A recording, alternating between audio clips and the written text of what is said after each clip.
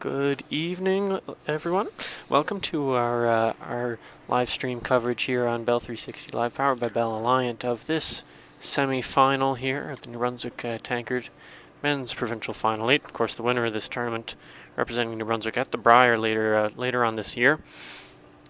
We have a really good game in store for you this evening between Team Jones out of Curl Moncton against Team Roach out of the Riverside Curling Club. And Team Jones will be throwing the blue stones, and throwing first will be Rob Daly, and Roach will have the yellow stones and hammer here in this first end. So out of Curl Moncton, Team Jones has their skip Scott Jones, third Jeremy Millay, second Brian King, and lead Robert Daly. And once again, out of the Riverside Curling Club, skip Jason Roach, third Darren Roach, second Spencer Merwinny, and lead Jared Bezanson. And they're going to get started here just in a moment. And on commentary tonight, we have myself, Will Robertson, and Andy Steves is back this evening. So we're going to try and give you some good commentary tonight for this fantastic game in this semi-final. This is interesting. The Jones team will be playing their third game of the day, so their fatigue might enter into this as a bit of an issue, although they're all quite young men and used to curling. The other aspect of this is that they have switched battlefields. They are no longer playing. Our game tonight is no longer on sheet 4, it's on sheet 3, the Grimrock sheet, as you can tell if you look down on the rings. So it will be no real advantage in terms of ice swings or whatever for Jones over Roach. Both of them will have to kind of learn the ice. I doubt if it will be much different, Will, than what they have experienced during the week, but they will be the only game in town, so conditions will be somewhat different in terms of temperature, ambient noise, and so on. Yeah, it's definitely a more quiet game when you're playing with nobody beside you, or nobody in the rink at all, apart from the officials, who are of course silent as they watch on. And yeah, it is a different sheet. Both these teams have played on sheet 4 and played on sheet 3 here, which is the sheet we're playing on this evening. Speed's going to be similar. And it's the ice has been made here by our ice techs, Joe Mason and Chris Tapley, fairly well and fairly similar across all 4 sheets of play here this week. So not much of a difference for these teams, and they're both good teams, so they'll be able to adjust properly for the conditions they've been given. The game has started more or less in a classic sense with a guard on the center line just short of the rings, nicely thrown, followed by a draw to the 4-foot circle. I think it's just beyond the button. And the Jones team drew down to that yellow rock, and now yellow is drawing down to the blue-yellow combination, all behind the yellow guard. This will continue for a while, and then one of the skips will decide it's time to reshuffle the cards, and you'll see a big weight takeout, either thrown at the rocks in the ring or as a run back on that card. Yeah, so Scott Jones in the last game, if you had watched the tiebreaker, started that game against Terry Odishaw the same way, going aggressively from the off, putting up that center guard early. Some teams will like to exchange hits in these first few ends, but Darren Roach and Jason Roach both like to play a really aggressive game. So they're perfectly happy to play around the center guard. And Scott Jones, characteristically, usually a more conservative skip. He likes to play a defensive game, but not afraid to play some draws in this end. In this case, they were looking to throw some lightweight at the rocks, at the rock over curled, remove the guard, replace the guard, I guess is the right way of putting it. Yes, the Roach team were quite aggressive. I know when they played Kane, Will, you and I were doing commentary together, and there was one end where all 16 rocks were in play, and there were other ends in that game as well that had a lot of rocks. So it's quite interesting. You are right. I'm a little bit surprised that we're going this hard at it this soon, but Maybe they think the old Wayne Middaugh thought that the ice is at its very best at the beginning of the game, so take advantage of it before the ice starts turning bad.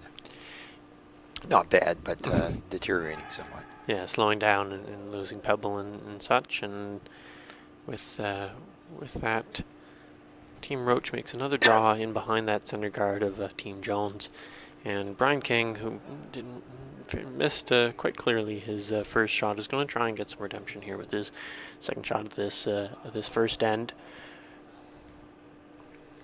Seemingly throwing a draw down to what is already a pile of stones in the rings. Of course, throwing the out turn or the counterclockwise rotation.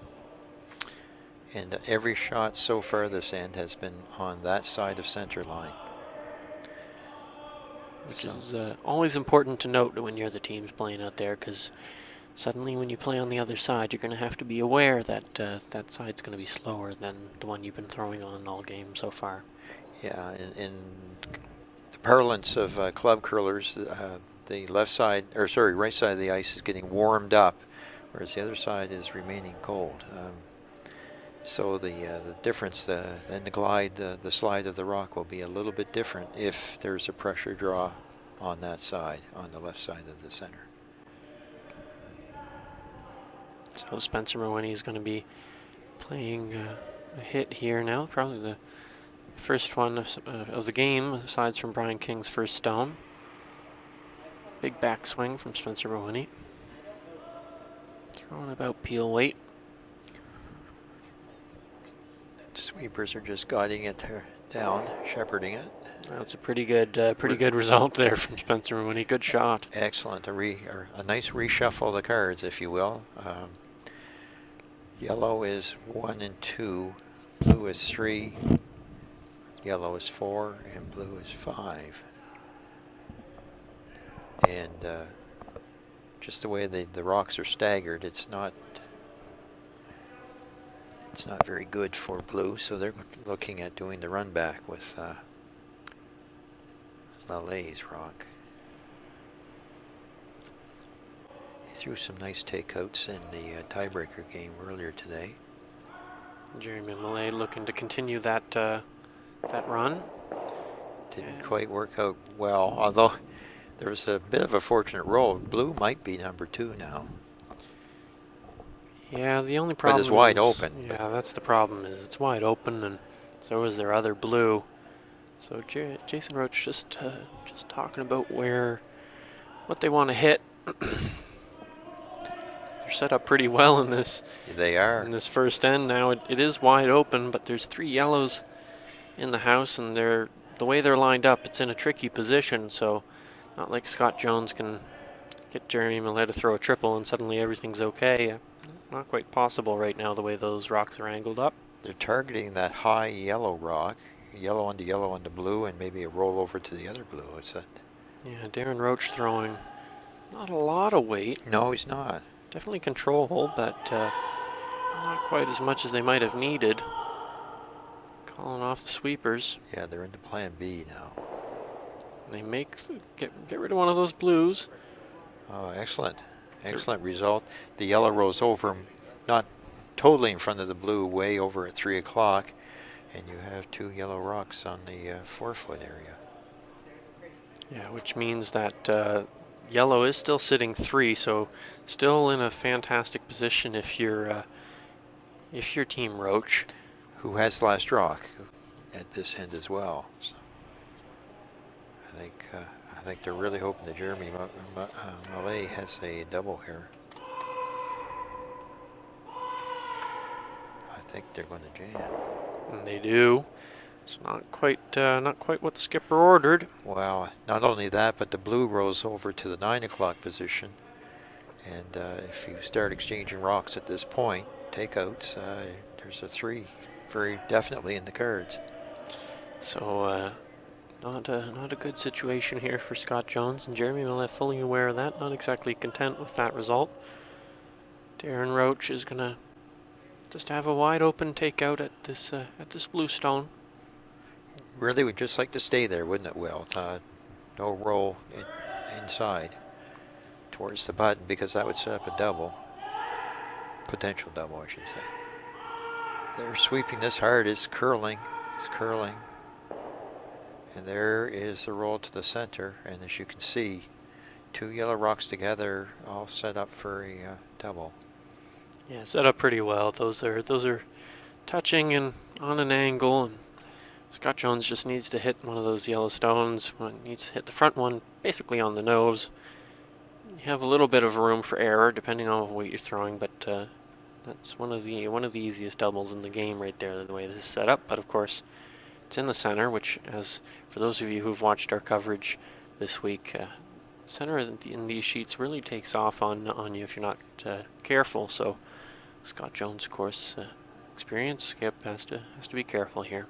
Yeah, it's funny. You might not expect that, but probably you could say that center is around the trickiest part in the ice. You have to really watch if you get on either side. Scott Jones's stone really needs to curl, and it does. And there you go. Yeah. So now what was an exchange of rocks for 3 has now become an exchange of rocks for 2 for Roach as final rock thrower as the hammer team. And again, another throw down the center line. Yeah, Jason Roach throwing his first stone of this first end. He does not want to roll to the right. If he does, you could get into another double, set up another double for Scott Jones.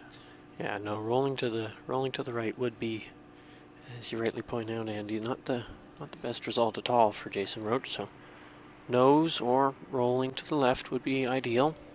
Throwing this out turn.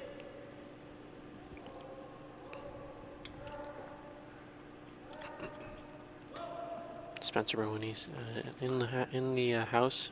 Darren Roach sweeping for curl. Nose hit.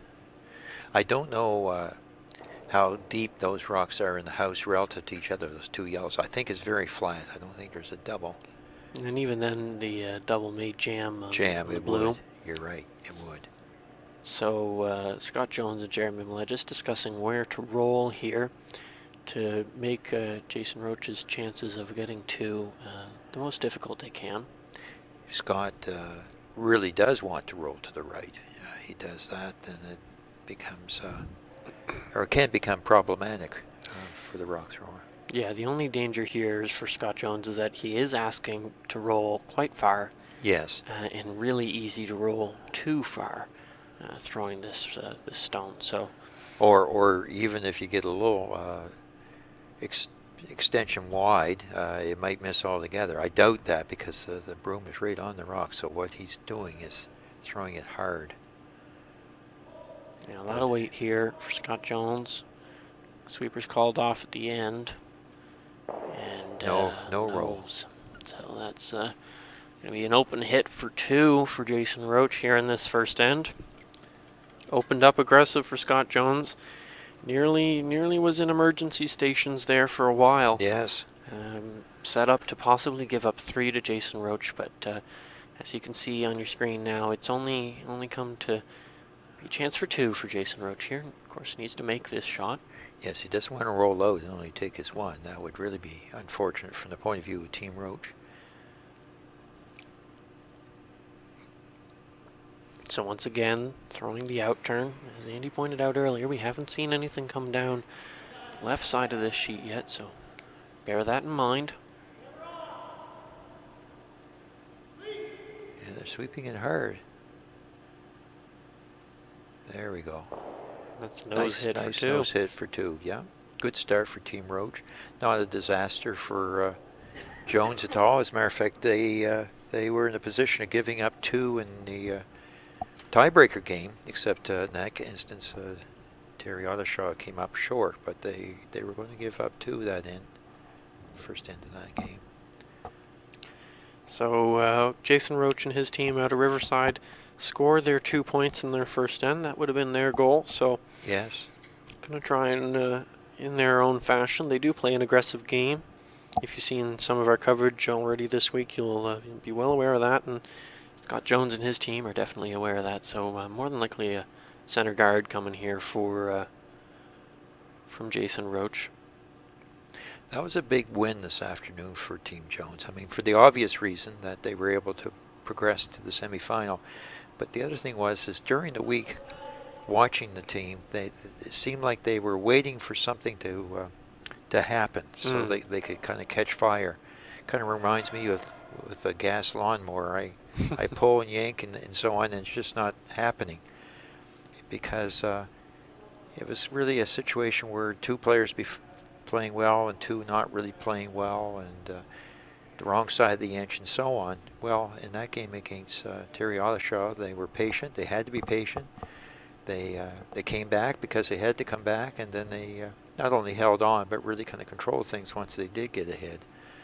So that's probably the kind of game that when Team Jones is playing well is their game. So it'll be interesting to see how it translates here this evening. Rob Daly just trying to throw the corner guard here. Jason Roach would call for that stone to be in the ring, so there wasn't necessarily a miss there from Jared Bezanson. So for those of you wondering at home, now Jason Roach is going to try and come around this yellow stone.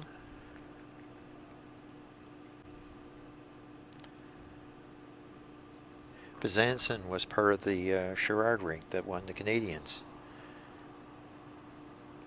Indeed, so I think that was the last New Brunswick men's team that won the juniors. I believe it was. Rennie Comeau made it to a final. He did, however, he lost out in that final in a sadly disastrous fashion, but nonetheless did well representing New Brunswick and competed in this tournament here this weekend, not making the playoffs, however. But in the playoffs, in this semifinal, our team is Roach and Jones, and Scott Jones not exactly set up well to try and get two here. Of course, perfectly happy to blank and carry on with the hammer if the chance doesn't work out. But Rob Daly here, perhaps putting up another corner guard. Yeah. Just to try and increase your chances of getting two, and those two yellows are easily doubleable. Where Scott wants it is in zone 1, which is just nicely over the hog line. The hog line is that blue line right there. Doesn't want it too close to the other guard, which is in the 3 area. It slid a little bit far, but not a bad rock. Yeah, still a decent result from Rob Daly and Team Jones. Jason Roach asking Spencer Rowiney to come on into the rings here. And you notice Team Roach is throwing rocks on the left side of the ice coming back towards us, which means they've been throwing the same turn every time, but now they are on the fresher ice. And Spencer Rowiney just tapping his own stone back there to the back 8. Getting separation. Now Jones is calling for, probably it's a tap back. Wait, with that broom, that's pretty well take out. Yeah, this is just going to try and, this rock's fairly open here, so Brian King's going to try and hit and roll underneath these two blues. Two blue corner guards. Rob Daly going. Sweeping hard. Yeah, really hard for line. On that guard, though. Misses. Field goal right between the two. That's one thing we noticed in the tiebreaker this afternoon is that early in the match there were a lot of overcurls. The ice seemed to be, the skips seemed to be misreading the ice. It was curling more than they thought it would. And there was another instance there because that wasn't for lack of weight. Here's another instance. They want to peel the guard, or are they going to nose it? No. So Spencer Rowiney will get the peel. And Scott Jones here now faced with a difficult situation in terms of trying to get any kind of good score out of this. So that's right. Now just a journey to try and get a blank out of this end. So Team Jones will just keep on hitting, trying to get a double here, which would be the best result if you're Brian King. taken off right out of his hand, however, and it's already almost over the center line. And that will just hit and roll over. Not great from Brian King, however. That blue stays in play. Jason Roach will have to get rid of it. Yeah, he's not accepting that. The fact that they were kind of staggered there made me wonder if... But again, Roach does not have hammer, so that's kind of a last rock gamble as opposed to... So Darren Roach here, just trying to pick this blue right on out of the rings. Gets one going, but... What do you think? Was Jones get rid of this yellow rock or try to come down to it? Well, that's the discussion he's having now. Is it, Jason Roach was perfectly happy to get rid of his own, just because he'd rather have a blank here than give up two. So never want to risk that. So that's a smart call from him. But Scott Jones has elected to hit here, which to me makes sense. They didn't get a good setup in this end. Got into a bit of trouble. Try and get out scot-free with your blank and move on with a better opportunity moving forward. Quite often you hear the term bailout used when curling, and what Scott Jones and team did there, they made a decision that it was not going well in terms of getting their multiple, two or more.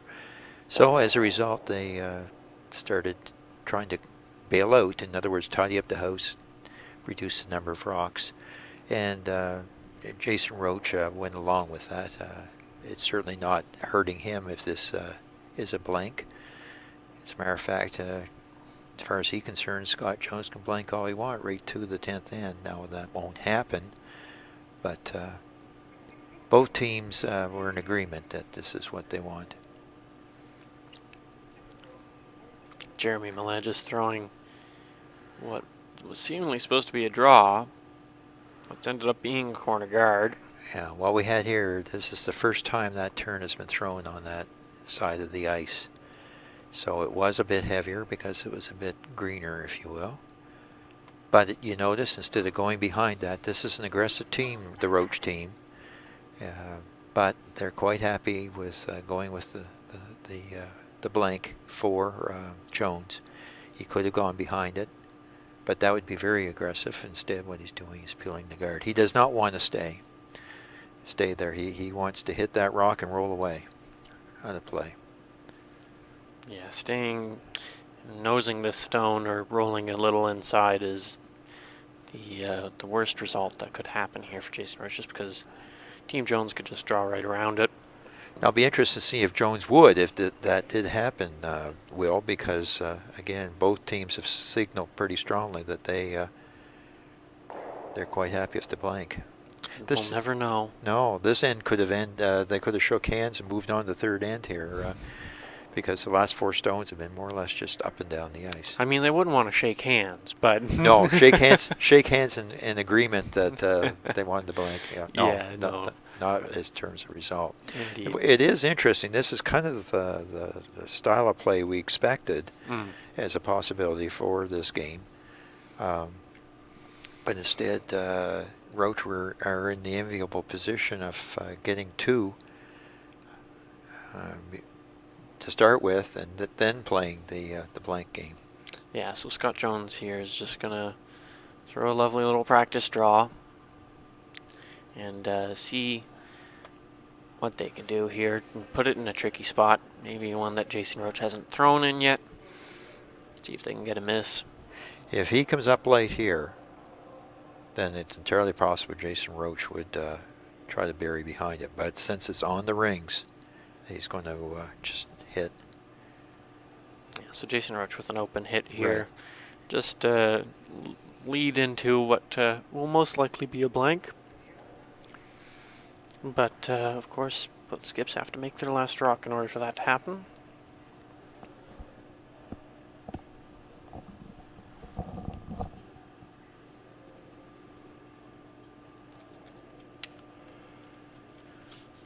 So here we are. The sweepers are preparing a path. Jamie Brennan for James Grattan does that a lot.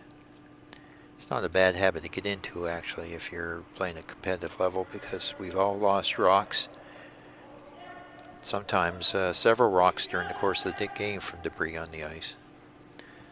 This rock is curling up for the nose hit. So Scott Jones will try to remove this rock, just make some noise, and then roll out himself. That's the expression, make some noise. There's nothing quite as devastating as having a silent hit. In other words, you've missed it.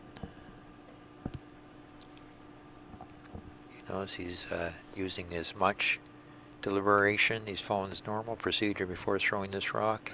It looks simple, but if it's not made, then it's bad news. We're sweeping to make sure it doesn't do that. Oh boy. Yeah, oh boy, is indeed. That is not what Scott Jones wanted. No. And you can see the frustration on all his teammates' faces. He gets a point, but he's given up hammer. And Strategy 101, Will, tells you that if you can get 2 when you have hammer and force the other team to take 1 when they have hammer, that is a winning strategy. And we're off on that strategy right now. Yeah, so Scott Jones is definitely going to be putting up some center guards here, trying to get a couple of steals to make up for that accidental, really single point from Scott Jones. Yes. So we'll see some aggressive play here from Team Jones, which is not what they're used to, but all of them good curlers. So we'll see how they do here in this third end. Team Roach, though, happy to play with an aggressive draw game. So we'll see if Team Jones, in their effort to try and steal, play directly into Roach's hands, but that is yet to be seen.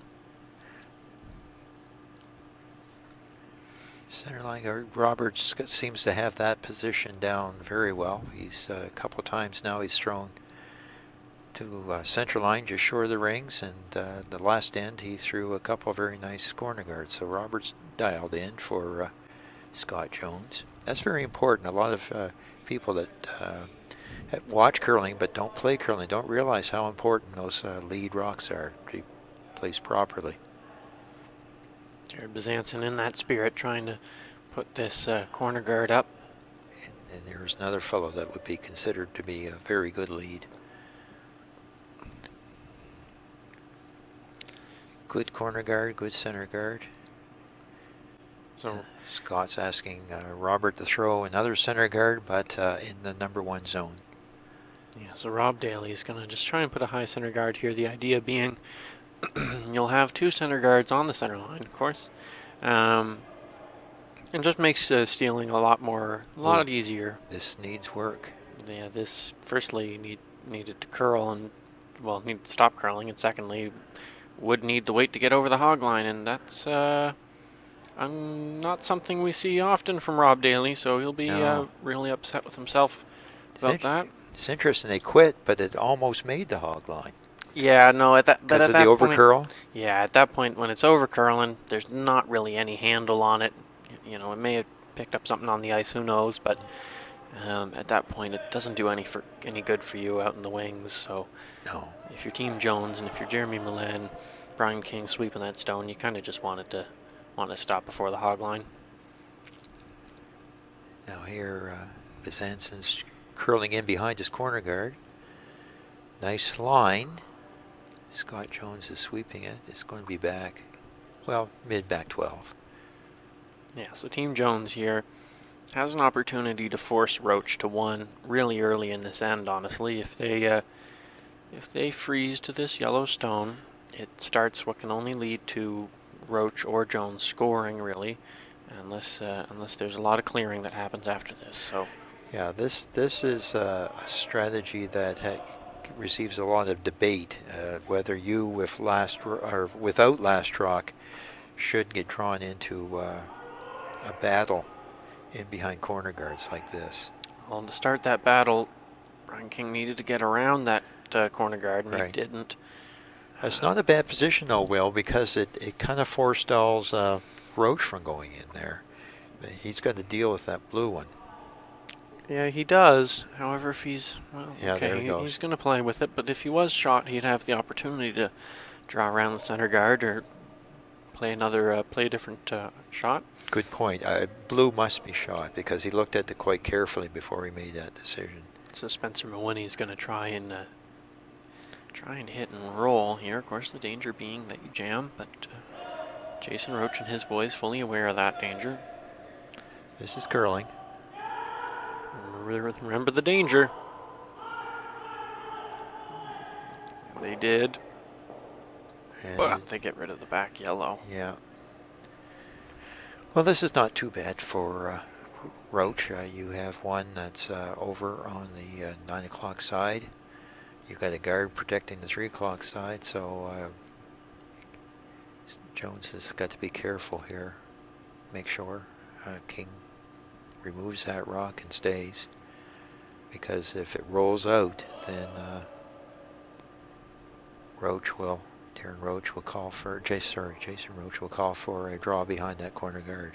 This is trying to make it curl, so it stays. It does stay. I think they were hoping for a bit of a flip roll behind the centerline guard, but yeah, you're looking to get behind that centerline guard if you're Team Jones, just to try and steal in this end. Can't really do that if you're placing rocks out in the open, which this one is. So Spencer Mawhinney's just gonna try and hit and roll away here. Stay in the rings to make Jones play something to that stone. However, Jason Roach and his team will be perfectly happy to blank this end if they can get any chance at all of doing so. There we go. There is a very nice roll, forcing Team Jones to play in a kind of a virgin stretch of ice here. There's been nothing over here. Been very few rocks thrown on the left-hand side. So Jeremy Millett trying to get as much roll as you can, but firstly hit the stone. This is going to have a nice roll towards center. Yeah, it really needs to roll. Yeah, and that's a pretty good result from Jeremy Millett there. Yes, he'd be happy with that. Of course, the advantage that Roach can take here is just draw down to that one. Having last rock, he can gamble, but with that shot. However, once again, the gamble here for Jason Roach is that if you freeze, it's a decent chance to get 2, of course, but if at all you ever get in a situation where you're in, and this ends up being shot, which it should be if it's good weight here from Darren Roach, you might end up getting forced to 1. This is light, isn't it? Well, it's coming down here now. Sweeper's really trying to get this going, but good sweeping, my goodness. Is gonna come up into the button there. I'm guessing it's number 1. Yeah, it is number 1. So good shot from Darren Roach. However, it's not frozen, firstly, and secondly, if Scott Jones, his mate here, Jeremy Millett, can make a good play to that stone. As I said before, the danger if you're Roach is that you may get pushed into a situation where you're forced to 1, which is exactly the idea that Scott Jones has in his head. He wants you to only be scoring 1s. That's his objective for sure. Jeremy Millett, however, is light, and that just comes up about a foot short in the top 8, in the 8 foot. Yeah, Jeremy Millett is a fellow that once he starts getting the feel for weight, is deadly, but he's been fighting it a little bit here this week. Not throwing bad shots, but a lot of shots like that will just a little bit short or a little bit long. Yeah, just half misses, and when you're playing at mate, those particularly bite you in the butt because typically those are really important shots where you gotta really help your skipper out, and if you're not making them, then your skip's going to be facing some trouble. Right. Now it's interesting to see what Jason Roach is calling for here. He's going to continue the series of draw shots. Yeah, not really a good opportunity here to move any of these blues because of where the yellow's placed in the space between those stones. Yeah. So Jason Roach, fully aware of that, is going to be throwing another draw in here, which is going to be a setup shot to possibly give them a chance for 2 later in this end. Of course, we're already in mate's stones. We're First getting rock, skips rocks here now, so not much left in that end to set up, but that is indeed the idea. So now, however, there is a play For maybe Jones. for Jones. I was going to say for Jason Roach maybe to get that yellow into the blue, but for Jones there might be a double. If he can almost nose hit this yellow stone. Okay, the blue would drag across the other yellow, you think? Yeah, depending on how much space is between those two stones, you need to hit this yellow stone in the front of the rings, basically on the nose. The blue will go across the left face of that yellow stone, and they seem to believe there's enough space for that yellow stone to go to the right and completely miss the blue in the back. And Team Jones will not only get rid of both yellows fairly easily that way, if that is indeed the case, that's the big if, and sit 3. Of course, that's if the angles work. Team Jones, Jeremy Milan, Scott Jones, both believe that that is the case, so that's the call here on Skip Scott Jones's first rock.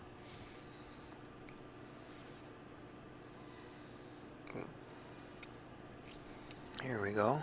Going to be throwing about control weight. Yeah, it's nice weight. It's not big weight at all. The danger with that weight, though, is that it does take off in the middle, and this is. It has. It's plan B now. Yeah, plan B there's rolling under for Scott Jones, and didn't do that either, so. Not exactly an awful position, but it may leave Jason Roach an opportunity to get rid of some of, if not all of these blues, if he wants to play the hit. It's a lonely yellow for sure. Yeah, and that's the danger. If you get rid of your own here, if you're Jason Roach, that's kind of disaster zone. But if you can get the most of these blues moving and leave your yellow in the house, there may be some good things in your future if you're Jason Roach in this end. But I believe they're just gonna guard. Yeah. Because if he's guarding, he's more or less accepting the fact that he's been forced. Yeah, Can you say? He's basically saying, you know what, I'll take my one because, quite honestly, and frankly, they don't have much of a chance for 2 or anything better, so no sense in risking giving up points, especially when you're trying to get a bit of a cushion here over Team Jones. I can't see what kind of setup shot this would be other than just to protect the yellow on the button. Yeah, I think they're just going to try and guard this.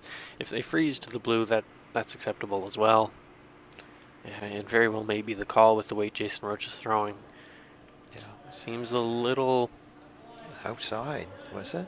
Yeah, it's a little wide, but it seemed like more weight than a 3 guard. This is definitely going into the rings from the way it's going right now. There's a big curl. Wow, look at that go. Yeah, it's going to cross the face of the blue. Look at that. Yeah, it really comes down and the end there for Jason Roach, and it needed to. Looked like a lot of weight when he came out of the hack, but proving me wrong. He sits in front of those stones in the house, which he really needed. It probably he probably put a little extra on at will because that was the first time it was that wide in the whole game. So it was a fresh path for sure. And a fresh path that interestingly curled an absolute ton at the end. Yes. So something to take note of if you're Jason Roach and Scott Jones standing back there holding the broom. And we're seeing what has been a rare shot to this point is a draw down the left-hand side here on the end turn. And you can see Robert and the other sweeper cleaning the path here, being green as it is. Brian King helping Robert Daly as well. Scott's fast, communicating with Robert, asking what the weight might be like as a guess. Yeah, Here we go. Scott Jones just trying to throw another rock into the rings to complicate matters for Jason Roach here, to make sure there is no chance for any draw for 2, yeah. Any more points or any draw for 2. If you get there first. This looks good. Just trying to freeze to the corner of this yellow, but it is really curling. If you get a bit of a bump off of that blue, it's okay. It does. Can't roll too far. Yeah, I don't know. I hope the spin-off, I hope for Jones's case, the spin-off doesn't create a... No, it doesn't. Sometimes when you spin off like that, you almost create like a little pocket for the opposition player, but here... Yeah, Jason Roach just going to try that wide path he just threw. Saw how much it curled at the end. But it's a difficult port to navigate. You know. It certainly is. That nice corner guard that Bezanson threw up is now in the way of Jason's draw. Yeah, Jason Roach here is going to be it's going to be tough. You basically just going to try and get by that corner guard by a couple inches, and based off of how that last rock he threw curled, it should really carve in for him in the end. So, got to be careful of that. However, as it is now curling, it is, and the line seems pretty good for Jason Roach. No, it's on the blue, or is it? It's not on the blue, but is it heavy? Yes, it is. That was a very good attempt, a very good guess, if you will, and it had to be a guess because that was a fresh path again. Yeah, so that's going to be a score of 1 for Jason Roach and his team out of Riverside in this third end to put them up by 2 points to make it 3-1 for Team Roach. Scott Jones and his squad from Crow-Moncton will have the hammer here in this fourth end. Really looking to get it to a score of 2 in this end. And Team Jones would be feeling good because first couple ends they've been scrambling a little bit. Controlled most of this last end. They certainly did. They really didn't threaten Team Roach, but they certainly controlled the end. So it'll be interesting to see what the response is now. Roach having first rock. Yeah, Jared Bezanson here probably... you know, they've thrown in the rings and they've thrown a center guard here in these first few ends. It'll be interesting to see which one they've chosen here for this fourth end. Of course, they full well know that Team Jones is going to throw corner guards and try and get there too, so they're just going to draw into the rings. Say, all right, you throw your corner guards, you try and get your 2 or your 3. Good luck with that, but we're going to throw into the middle and have a nice mess waiting for you by the time you're done throwing your guards. Yeah, and that is not what Jason was looking for. It went a little deep, 4 feet deep. Rob Daly is going to be throwing the corner guard to the 3 position, which is just below, or yeah, just below, if we look at it on the screen, the Teed Saunders Doyle logo.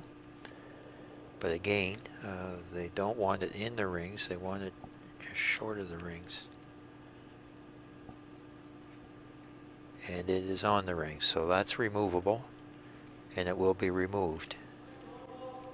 Jared Bezanson has his way.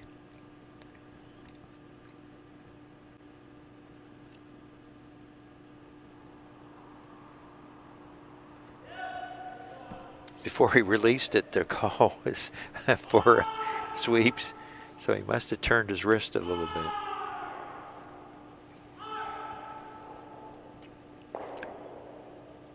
And he does remove it, and he ends up with a biter, so yellow is now lying 2. None of those rocks really should pose, neither of those rocks should pose a danger to Scott Jones, but they are nuisance rocks. I think he's looking for, yeah, he's looking to hit that rock on the nose. It would be off, if he does, it would be off the rings. So Rob Daly, not necessarily used to throwing hits as a lead in the early goings of an end, but of course very well capable of doing so. This has taken off as well. It really has. Gracious. Barely even touches that yellow stone. So I think we found another spot in the ice that really takes off here, folks. So Yeah. pay attention to that if we see a rock come down that path in this end or later in this game. Center line out. So Spencer Merwini here, just gonna put another rock in. This is what happened the last time Jones had hammer there in that second end. This is quite literally exactly what happened. Really, a few rocks for Roach were in the rings in our second end, and Team Jones had to then chase Team Roach the whole rest of the end, and Scott Jones eventually scored one, but that's not ideal for Team Jones to be scoring ones and when they have hammer. Now that rock is on the tee line, actually behind the tee line. Jones could come down and tap it back, create a bit of a pocket. Could be considered a bit of a risk. No, he's going for the double, I think. Yeah, and you can see the frustration there. Scott Jones slamming his broom a couple times, but that's not necessarily because someone did something. It's more so because he knows that for him, he has to ask his team to throw this hit because, as Sandy mentioned, the possibility for freeze jammed it. And the possibility for freeze was there certainly. Yes. But there's 3 yellows in the rings, and it's just too risky right now. You're only down 2. In the grand scheme of things, you may not be happy with taking 1 in this end, but it's better than giving up a point. So right. Scott showing some frustration there before we saw that jam from Brian King. Team Roach might enjoy creating offense, being aggressive, but they're demonstrating they're very good at maintaining a lead and control as well. Because anything blue is in trouble. If Scott Jones stands in one spot too long, he might find a yellow rock coming at him because they're keeping it clean. And it's important to note, however, Team Jones used to be in this position today, at least. Yes. Earlier in the day, in that tiebreaker, was down for an extended period of time against Terry Odishaw and his team, and eventually came back and won that game in fine fashion in the second half. So don't count them out at any point in this game. Of course, it's only the 4th end, but when they get going, watch out because Team Jones is definitely a good team. There's a nice little spin there, Will. That rock was not number 2 until the very last little twirl of the rock, and it came back. I'm quite sure it is number 2 now. Yeah, I believe so. And more or less frozen as well. Yeah, Jason Roach just trying to ask his pal there, Darren Roach, to hit this stone, get rid of it. Got to throw a lot of weight because it is, as Andy mentioned, it is really close to that stone. Magic eraser time. Really going for line. Can't jam this if you're Team Roach. Oh my goodness. Darren Roach, take a bow, son. That was risky and not as easy as it looked, folks. And picked it clean. Just papers the very edge of that stone, gets rid of it, doesn't jam, and that's one heck of a shot there from Darren Roach for his team, getting them out of a bit of a tricky spot. Yes, Stephen and I were talking this afternoon about scoring shots, and that would certainly get a 4 out of 4. They used to be able to put 5s on those sheets as well. Once upon a time, if you made a shot like that, but can't do that anymore. However, if it was me, I'd still put a 5 there for Darren Roach on that one. Now Jeremy's trying to get his own 4 out of 4 here. Freeze down to number 1 rock. Sweepers are on it. But now that's still going if you're the sweepers. Just a little heavy from Jeremy Millett. Didn't get as much curl as they wanted. So Jason Roach calling his brother Darren to make a much easier hit than his last one, it must be said. Still has to make it. Yeah. And the object here is that at least one yellow rock will remain, because again the Roach team is trying to force. Scott Jones to take his one. And it's certainly set up that way. Jeremy Millay is being asked to try the freeze again, except using the other turn, the out turn, going down the left-hand side of the ice. Yeah, so this is a good example for young skips watching. Earlier in the end, as Andy mentioned, quite obviously there were 3 stones in the rings, and as he pointed out, there was a pretty clear of a possibility to try and freeze down to that yellow stone. But Scott Jones rightly just saying, you know what, let's wait, see if we get a chance, and played some hits. And as the end's gone on now, later in the end, getting closer to skip stones, of course, that's the next rock for blue that's coming, is Scott Jones's first stone. Then you really need to have that freeze. Jeremy Millay making that perfectly. Yeah, very nice shot. So for all those young skips watching out there, if you are, that's a lesson right there, and when to take your opportunity, and when to just play it safe, full well knowing the risks. So Jason Roach here, in that manner, knows the risk of what's coming, and is going to try and get rid of this blue stone. Yeah, this throw should come with vigor, because the 2 rocks are frozen together. That one is frozen. I don't think you could fit a piece of paper between those 2 rocks. They're touching. And nice rock for Jeremy. If he gets the feel for his draw weight, it could make a big difference there for Team Jones. This is curling. Wow, really curling. Could have a jam. And it does. But still removes it. Yeah, that's one of those situations where you got to throw a bullet at one of those, knowing that if you just miss it a hair, you can still make it. There's no double. The rocks are about the same level in the rings.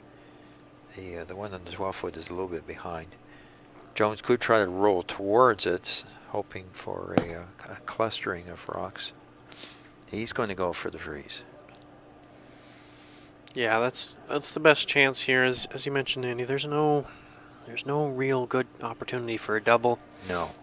You'd have to hit that rock ridiculously thick, and I don't know if that's possible. I got a lot of faith in Scott Jones and how much weight he can throw for hits, but I don't think he can make that one happen. So no, I don't think anyone could really. But for anyone who wants to send a video into the Capital Warner Club, you try it and let me know how it works. But with that said, Scott Jones is gonna freeze to this stone in a last-ditch effort to try and get his 2, but also try and leave a good opportunity for 1. Which at this point he'll take in this 4th end. Sweepers are off and on. Always a good sign. And the sweeper's off now. Yeah, they're kind of walking. Not always a good sign. No, Brian King just barely taps that stone. Yeah. Taps it far enough that there's a fairly easy hit and roll here for Jason Roach that will leave him line 3 and force Scott Jones to draw for 1. However, Scott just threw a draw, didn't he? So he should have a feel for it. Yeah, he did. So that's definitely really good for Scott Jones. In this tournament, he's missed some pretty pivotal draws in some games. I'm thinking particularly of last night's game against Grattan, but of course he's far beyond that game. However, for him, making a draw just before this is definitely going to be important in what he's thinking when he gets in that hack to throw his last rock of this 4th end, as he'll be forced to 1, barring any fortuitous errors. Nice looking rock coming from Jason Roach. Hit and roll. And that's a good shot from Jason Roach. It is. That's a tricky roll there, because if he had rolled further to the right, then the draw would be more straightforward, because you'd have a little bit of a bit of backing. It's not something you should bank on, but backing is useful. He's going to be going for the double here. Yeah, so backing's also always helpful, but Scott Jones, as we mentioned, he had just thrown a draw, but deeming it more reasonable just to go for the double. Definitely. And has more faith perhaps in his hit ability than drawing to the button. I do recall that several people have told me over the years that if you're facing 3 and you got last rock, your call most times should be a draw. And by the sounds of it here, Oh boy. Oh dear, oh dear. That is not good for Scott Jones. He rolls out and gives up a steal of 2 here to make the score 5-1 for Jason Roach over Scott Jones here going into the 5th end. And at this point for Team Jones, you really, really need to score a 2 or 3 ender or you're in trouble. Yeah. Of course, very possible. There's still more. Right now, there's still 6 ends of play left, of course. But these are 2 really good teams and a really good game. And everyone on the Roach team's playing almost, close to 100%, honestly. There's not been many mistakes from Team Roach, so... Not at all. There's a hill to climb for Team Jones. But any of you track and field athletes out there, or any of you runners who do some training running, you know sometimes you gotta run up those hills to get forward in life and in whatever sport you're pursuing. But right now for Scott Jones, they've got a hill to climb, and they're gonna hope to do it. Yeah. So we'll see what happens here in this 5th end. I am reminded that they've already played 2 games today, and they're halfway through their 3rd. Again, being a team that plays in a lot of competitions and has performed well in competitions, that should not be a factor, but perhaps it is. Yeah, and you know what, Andy, in complete agreement with you. My coach, Daryl Allen, for my team, my junior team, would always say to us on a 3-game day, last year we won U18 provincials in a 3-game day, and said to us prior to that happening that, you can sleep all the way home. Yeah. You just give everything you got in that game. These guys have plenty of time to sleep in. Finals at 2 p.m. tomorrow if they were to win it. That's right. Sleep right into noon. Yeah. So no excuses really here at this point. You just give your all, give everything you got, and go home and get a good night's rest afterwards. But that's easier said than done, of course. But yeah. I've done it, so they can do it. So exactly. That's what they'll be hoping for here in this 5th end, to try and get 2 or 3. And while I mention my coach, Daryl Allen, he's also coaching a certain Andrea Crawford and their team, who last week at Riverside, where, isn't this a great link, Team Roach is curling out of, went and won the Scotties Play Downs, and will be representing New Brunswick at the Scotties Tournament Hearts later this year. So all the best of luck to them. Yes, we wish them well. They're a good team. Andrea is a former Canadian and World Junior champion. And Team Jones, meanwhile, on their quest to win this provincial title, they have to get through this semifinal, of course, and that's not an easy task right now. Down 4 in the 5th end. Rob Daly thus asked to throw another corner guard, and he does. Yes, he's done well with those. The only one I can recall him missing was last end. Remember, his first one ended up just biting the 12-foot. Yeah, it must be said, Rob Daly's had a pretty good tournament in the grand scheme of things. I've seen and commentated on several of Team Jones's games, and he's always played consistently well, and so has Jared Bazanson. And honestly, if I'm trying to think of a lead who's played bad in this tournament, other than some of the teams in the basement, really, who may never have been going to do better than where they're at now, and that's sitting downstairs with a beer in their hand. There's been some really good curling from these leads setting up these ends. So kudos to them. It's a tough life sometimes as a lead, but we've seen some fantastic curling from leads here this weekend. Well, even as a club curler, if you're on a team and your lead is not making the shots, if he or she is in the rings or hogging or whatever, what you're into is a situation where your opposition has first and last rock, and that is not a winning formula at all. I know a lot of people who would argue that lead is probably the most important position in curling, really. And having played now for a while at the junior level, at least, I'd be keen to agree with them. As Brian King, a second here for Scott Jones, makes a really good draw, nearly just barely getting by those two guards, but leaves Jason Roach in a bit of a tricky position now that that blue is buried and may well count later in this end. Right. What Team Roach has done very well, and they're doing the gain, is that they are focusing on their part of the ice, which they've established as being around the 4-foot, and more or less ignored what Team Jones has been doing, which is working around the edge of the sheet. However, with the 5-1 lead, they are going after the corner guards here with Spencer Mawhinney. Yeah, because as you point out, Andy, before this, and even most of this game, Team Jones has really been trying hard for a deuce or more, and thus playing to the edges and trying to throw those corner guards.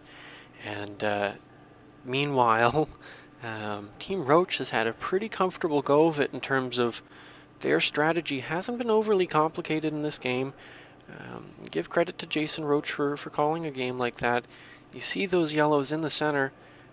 That's a smart move because it puts pressure on Team Jones. Because, right. While right now Jason Roach needs to call a appeal because they have the lead and they're able to do so, they also have some pretty good comfort knowing that they've got 3 rocks around the 4-foot right now that Scott Jones, if he wants to score at all, needs to deal with. And as a result, now Jones is going towards the center, which has been established as yellow territory.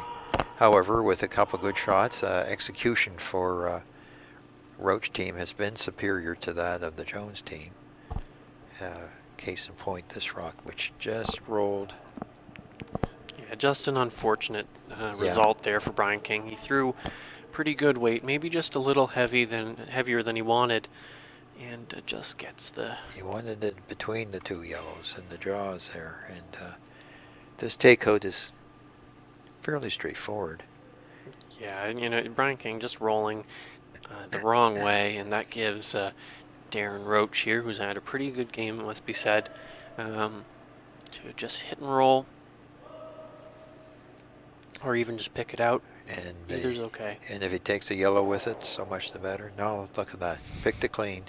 Picked it clean, and then on the way by, yeah, just rub the yellow up a little, and just to make if the angles weren't hard enough for Scott Jones and his crew already, just making life a little more difficult. Yeah. However, I might eat my words here in a moment because Scott Jones, there is a triple set up the way these rocks are sitting. You have to throw a bullet at it, but Jeremy Millett fully capable of doing that. Just discussing whether that's what they're going to play or a soft shot. Yeah, or a soft shot, and they are going to go for the soft option. Of course, they could sit 2 if they made the hit, but opting to go for more. We are now just nicely into the middle part of the game. We finished end 4, we're in end 5. 4, 5, 6, 7, kind of the middle of the match. The first part was definitely won by Team Roach, and they've taken the lead in the middle part of the game. But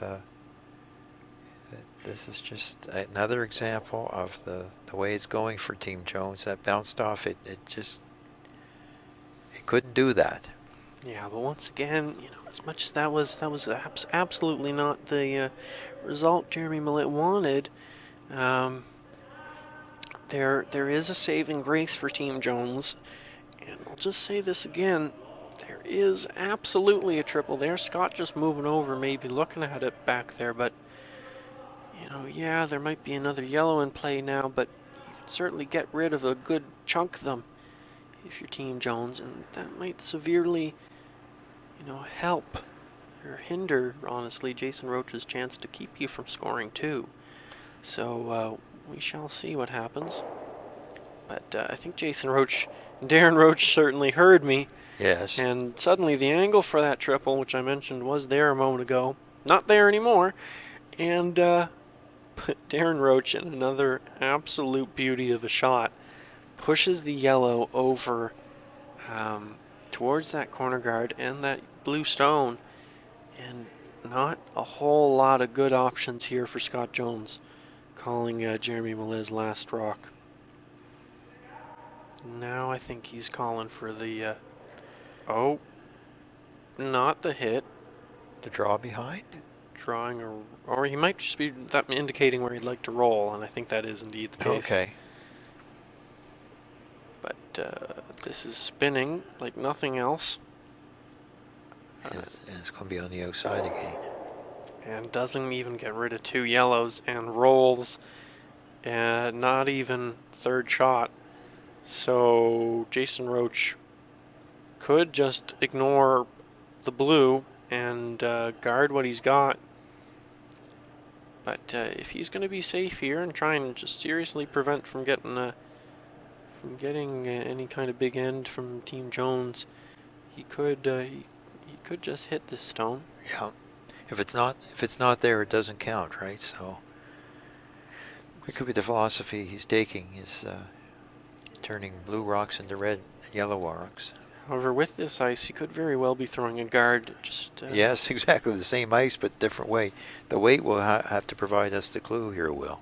Yeah, we'll be sure to tell you as he slides out what yeah. which of the 2 is quite clear to see he's throwing. Which means you at home watching will be able to pick it up as soon as we can. And that is a hit, yeah. Kind of hard to tell because it was a little down weight, so throwing about a board weight, maybe control weight, honestly. Yeah, that's control weight, and we'll just get a little bit of a flop inside. One thing I do notice right now, and this does happen when you get a lead or you're playing with confidence, Roach's team doesn't seem to have any problem putting the ice down where it needs to be, the broom, the target. Whereas in this end, we've seen, I think, at least 3 rocks thrown by the Jones team that are just a little bit off. You know, Yeah. they're rolling into the open. They're not rolling into the cluster. And they're not bad throws. It's just maybe it's not fatigue, but it's certainly a matter of confidence, I think. I don't see a lot of confidence in the Jones team at the moment. Yeah, and just to comment on that, perhaps as a bit of a diagnosis, for some of that there, Jeremy Millais and Scott Jones talk a whole lot about each of the shots that come down. You'll see this in this live stream, but if you've been watching our coverage, you notice every game they talk through every shot to the last detail. And, you know, for some people that works, but really if you talk too long and you overthink things, it really starts to affect your confidence.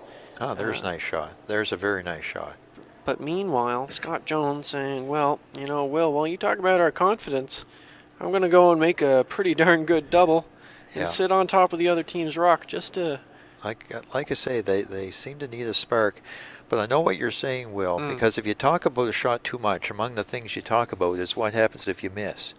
Yeah, and part of what I'm trying to get at is that, you know, when they talk all this through, a lot of the time this week it hasn't worked for them, but when they've played really well and come back, for example, to beat Terry Odishaw and to play in other games, it's given them the confidence to go and do that because Jeremy Millais and Scott Jones all of a sudden are on the same page. Yes. Both have skipped their own teams many times, and when you got 2 really good players like them at the back end on the same page talking about those details, you're going to start seeing some pretty good shot making. And that may be an example of exactly that we just saw from Scott Jones. But Jason Roach trying to show us what he's got. Well. All of a sudden, folks, there's a hit for 2. Out of nowhere, Yeah. there is now a hit for 2. Jason Roach really wanted to hang around. That first shot of Scott Jones made all the difference. Yeah, that changed at least at the last moment what we thought was going to happen in this end, the outcome, because it forced Jason Roach to play a hit that looked a little trickier than I think he gave it credit for. Because if he thought it might be a little bit of an easy double, but it goes to show sometimes things aren't as easy as they seem. No, what's essential is that this rock hits and sticks. Yeah, this has to stick if you're Scott Jones. You really need to get a deuce, and this will be really big for Team Jones going into the 5th end break. It really will. 5-3 is nothing. 5-3 is more or less where they were with Audeshaw's team, remember? Yes, indeed. And for those of you who watched our coverage, you'll be well aware of that. So 5-3 going into the break for Roach over Jones. Roach will have hammer in this sixth end, and we'll join you then.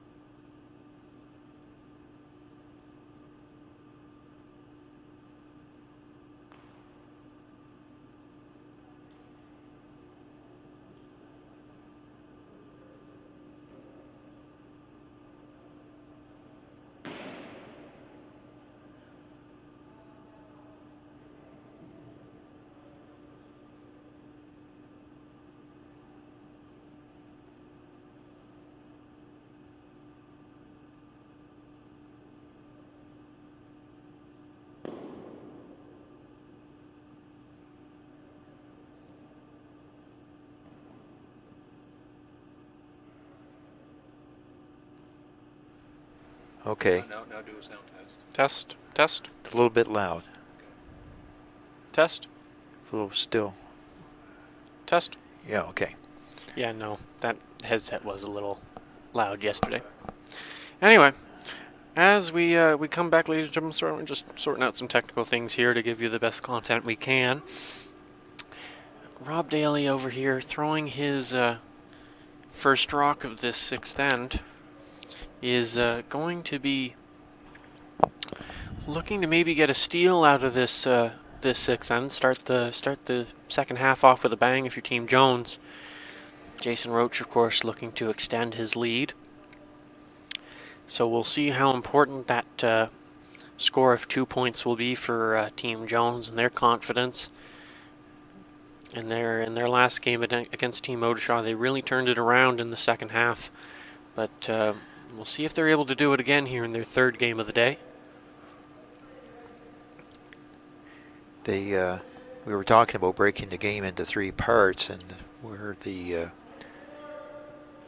Roach team won the first third. In the second third, they had the lead, having taken a 2. But we're Jones got the 2 right back. This is a chance to kind of stabilize and maybe establish a little bit of control for Jones. Certainly Roach is going to have a lot to say about this. Their team has executed very well. It was Jones making a fantastic shot the last end that allowed them to get the 2. So that might do a lot for his confidence and that of his teammates. Rob Daly thrown nice guards all game long. Here he's being asked to not only throw a guard, but to actually extend it by 6 feet and come into the number 1 yellow rock by Roach. By Jared Bezanson. Yeah, and Bezanson, putting a good draw in there with the center guard going up, and sometimes when your skip makes a really good shot like Scott Jones did there in that fifth end, it really gives you an added boost of confidence, and everyone feels good about it afterwards. Yes. So, that's definitely a good feeling. And it was a key shot because that end had not gone well for yeah. Jones. They hadn't thrown bad rocks. It's just that they were on the wrong side of the inch, the wrong side of the roll or the balance, until Jones's big shot. And then he followed up by making the straightforward hit and stick for his 2. Bezanson's coming down to the rock thrown by Rob Daly, trying to get the angle so that the yellow-blue faces away from center. Didn't quite curl enough. So Jones is asking for another draw into the object number 1 rock. Yeah, so second Brian King here is going to be asked to freeze down to that yellow stone, just in an effort to cut down the scoring area. But now Jones asking about, okay, well, are we more comfortable with that, or do would we rather tap ours up? Not sure about the tap, just because. I mean, this Yellowstone is sticking out a fair bit from this guard, so it is definitely there, but there's a decent chance of tapping this yellow just on the left-hand side of the rock, which would push the blue stone out into the open or towards that direction. So got to be careful here for Jones. He's saying whoa, so this needs to curl. I think it's also heavy. Yeah, so what I've warned of here is definitely possible. Now they're trying to sweep it by? No. Now they're trying to curl here. And as I said, that was the risk of playing that tap to try and get closer to that Yellowstone. Not only is it in the open, but it's also behind T-line, Will. So it's shown, as Jason Roach is demonstrating, you just get to hit and roll on your line 3 with well separated. Yeah, and with the hammer here for Team Roach. They don't want to hit and stick because it just helps Scott Jones. They don't want to hit and flop, just helps Scott Jones. So they're going to try and hit and roll over, stay his third shot, but still be far enough over that it's not going to cause them any problems. Yeah, at around 8 o'clock. This looks like it's going to roll out, however. And it does. So not quite what the skipper asked for there from Spencer Mawhinney. But you made a good point. It looks like Jones is gambling a little bit here, but he does not have last rock. And it would be unfortunate for Team Jones and their supporters if after a hard-fought effort to get 2 in the previous end, the 5th end, they were to give up an easy 2 in this end. So with that in mind now, as Andy mentioned, there is a danger here. Brian King's going to try and angle run this blue stone back into the yellow. However, very easily could go wrong here. Rob Daly sweeping like crazy to keep it away from the centerline guard. He succeeded. Let's see what happens here. Gets rid of one of those yellows. His shooter rolls out. I don't think there was much better that shooter was going to do, so No. that was always happening. And now Jason Roach basically saying, all right, well, we're setting shot, but if we want to get any more than 1 out of this end, the problem rock right now is that center guard for Team Roach. Yes. And it's surprising they're not going for it. Oh, they are going for it. Yeah, there was a discussion there for a moment just to draw, but as I mentioned, this stone is quite clearly the problematic stone for Team Roach in their end. Right. And their goal for this end. Spencer Mahoney with the nice little throwback there with the backswing. Bezanson sweeping the whole way. This is curling hard. That curled hard, Will. Yeah, and it absolutely did, and now it sits as almost a center guard, so that may help Scott Jones in his effort to try and steal here in this 6th end. This is an important shot because Jones has been, as I say, gambling somewhat to try to get a steal. And in order for it to happen, or at least to prevent a big end back by yellow, this shot here is going to do the run back. I guess it's a run back removal of the yellow with blue lying 2 afterwards. Yeah, that's the goal anyway. It's a short run back. But it's not curling. It's trying now. Needs to curl now. And just doesn't for Jeremy Millett. I'm not sure why they ever went for line there. I think Jeremy Millett agreeing with me. Holding his hands up in the air going, Skipper, why did we sweep that at all again? But anyway, they'll have to figure that out themselves. Yeah. So we've had an exchange of half shots. Yeah. And here's another important shot for Roach if they expect or are hoping for a multiple off. Yeah, and score. maybe these half shots coming out of just taking that 5-minute break there in the 5th end break. It could be. But that's, as you point out, that's different from what we've seen this game. There's been a lot of really good shot making, particularly from Darren Roach and particularly from Team Roach. So seeing some misses out of them may be encouraging if you're supporting Team Jones in this game. Okay, Spencer's rock has caught quite a curl. And that is a really good roll there. It is. There's good separation there. Now, is that roll expose that rock for a potential double or at least a nice hit and roll? It does. There's a jam possibility too, of course. Yeah, there's a jam possibility, but not quite sure how likely it is when it comes to the hit and roll in. There is a lot of space. Maybe if you get close to that, I don't really expect that rock to jam. Team Scott Jones, however, not inclined to agree with me, but now he is. He's come around. Maybe heard my case. Perhaps Jeremy Millett made that case, and they're going to try and make this hit and roll. And it's all about trying to cut down Team Roach here. If you're coming back from a deficit like Team Jones is trying to, you have to force your team to really going to get this rock, and it will get it, gets the back one, and then rolls over top. Just a little bit too far. That's a pretty darn good shot there from Jeremy Millett. It was almost outstanding. Yeah, but just that little sparkle of magic there that would have made that outstanding, just fading away as that rock rolls just a little too far for Jeremy Millett. So what Roach Jason's calling for is a hit and roll. There's a real risk that Spencer will make his brother will make the double here. That's a tough hit and roll. Yeah, Darren Roach is going to be trying to freeze to this stone now, according to Jason. Now, that's one of the options, at least that they're discussing. The difficult thing here is that if you hit and you hit that blue stone high side, and just get rid of the back yellow and leave blue shot, that's not very good if you're Team Roach.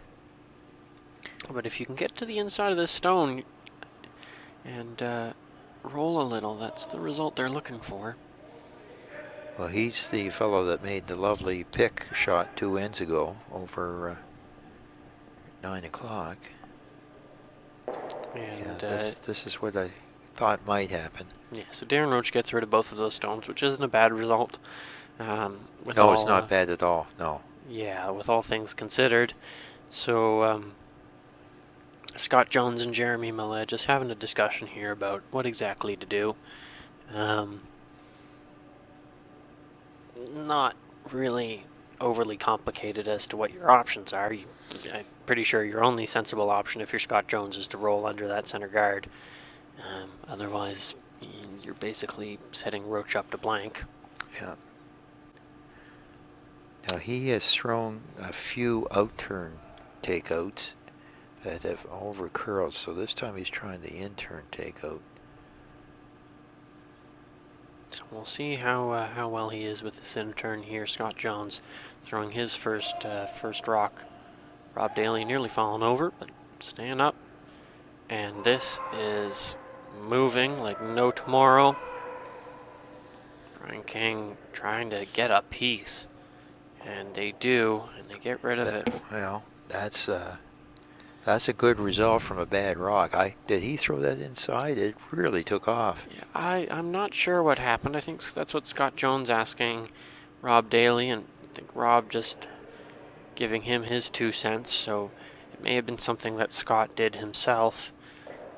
I was about to ask the question. Maybe Scott's got some cutters there for his 2 stones, but well, he might because he's thrown a couple. This was a first rock takeout, but he's thrown a couple second rock takeouts. One led to a steal of 2. We're going after the Skip's deuce here, I guess. Jason Roach is going behind his guard, and why not? yeah, the guard's there. You might as well try and draw around it with an open house. The only risk is if he goes deep and allows Scott Jones the opportunity to come down and freeze to him for a steal, but this is a lot of very late action here. Yeah, just trying to not lose this rock firstly, but get around that guard. Nearly lost it there for a moment, but It's going to be almost fully open here. It is fully open. yeah, and just because they had to go sweep for that line there for a little bit, that rock does take off on them and just goes a little deep, leaving it wide open for Scott Jones to hit here. I find it interesting. If you look at that broom, Will, that's a broom for at least normal weight, is it not? Yeah, Scott Jones, usually is the one for choosing the more conservative option in terms of what shot to throw and what weight to throw. Always tries to pick the safest option, which sometimes works for him, sometimes doesn't. But he's been to more braais than I have, so that's what works for him. Yeah, the reason I mention that, he could take a bit more ice, throw it a little bit lighter, and have a better control on the roll.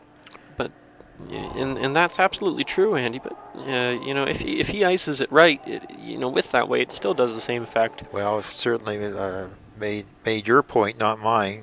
Very nice roll. But it's what he's comfortable with. It's just that he's missed a few. I guess that was my point. Yeah, exactly, and that's a good point, and it's an important one for Scott Jones in particular. He hasn't had the best of weeks, so Andy rightly questioning Scott Jones' decision there in terms of what weight to call. But you're right. A lot of skips would throw less weight at that. Especially when you're really trying to get that roll to put the squeeze on Team Roach.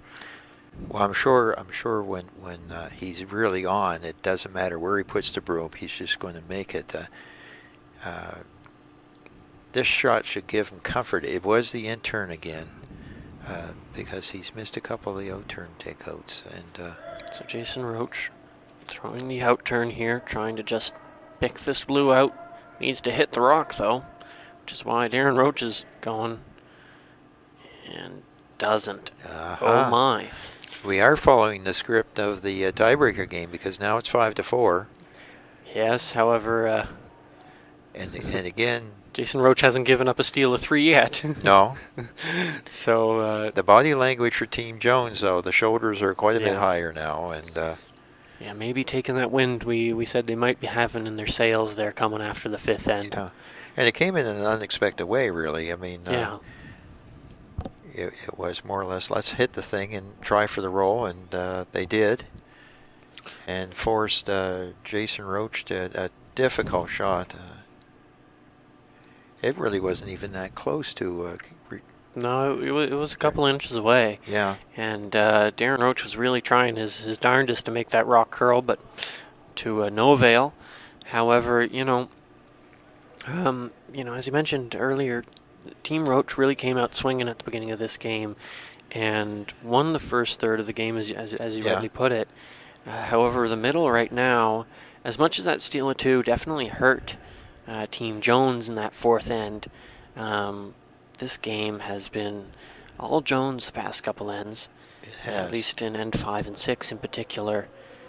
And we've seen, I think, more importantly, really, a lot of misses and half misses from Team Roach, which we just didn't see those first three ends. No, and initially as well, the Roach team seemed to be reading the ice or placing their broom in better spots than the Jones team, but they seem to be getting into comfort. It's all about confidence and comfort here,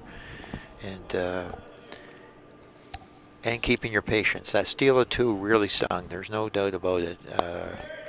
But Jones' team seems to have weathered that and are back on even keel, actually controlling the game a little bit here.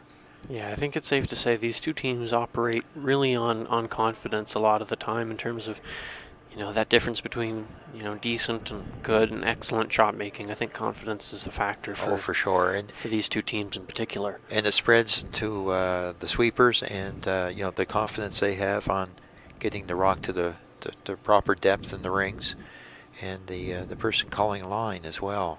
You got to get all those things right.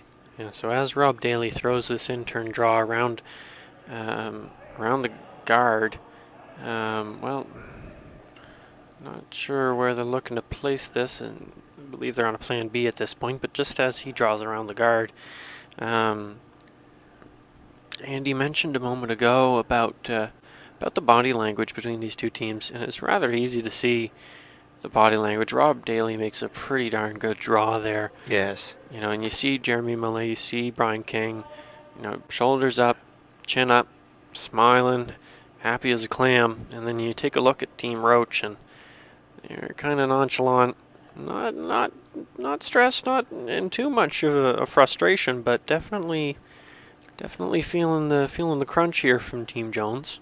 Well, certainly if you're up 5-1, at that point you got to be feeling very good, and then within a couple ends it's 5-4. It's serious time. Like the Roach team is not discouraged at all, but they now realize they are back into a game here. And, probably experience has taught them that this will happen many times. And here's a fine rock from Benzensen, who he and Rob are both playing very, very well. It'd be interesting. We don't have statistics for today's game, this evening's game, but the 2 leads would be very high from, at least if I was keeping score. Mm. And I think that's definitely a fair assessment, but meanwhile, second here, Brian King's going to throw his first stone at this 6th end, and try and play to that yellow stone that Jared Bezanson had just thrown for Team Roach, just to cut down that scoring area. Team Jones, quite honestly, has been playing a strategy here that's always started, all right, we're going to look for the steal, try and get the score closer, but also fully well aware that if they can force Roach to 1, that's perfectly okay. Yes, at this point it is, yes. And every, last end, they played that way, and they got the steal out of it in that 6th end. So, yeah, whatever's going to work for Team Jones is what they got to stick with. And if it ain't broke, don't fix it. Yep. Interesting call here. There is a Jones rock behind the tee line, probably back 4. One of the options that Jason Roach was looking at was drawing down to it. Now he's talking about indicating a draw to the pair, the yellow-blue pair at the top of the 8-foot. So Spencer Mawhinney's going to be asked to do exactly that. And not quite sure what the idea is here from Jason Roach. If you're able to tap that yellow up to be shot, that's a pretty good result for them. However, this yellow stone they're throwing, really curly, it's by.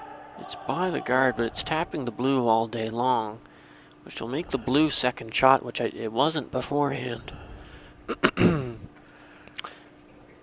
So now if you're Team Jones, you're feeling pretty good that you're sitting 1 and 2, but there's 2 yellows in the house and your 2 blues are wide open and in a pretty easy spot to double. So if you're Scott Jones, you gotta think about how you're going to protect these stones and try and keep Jason Roach from setting up a big end.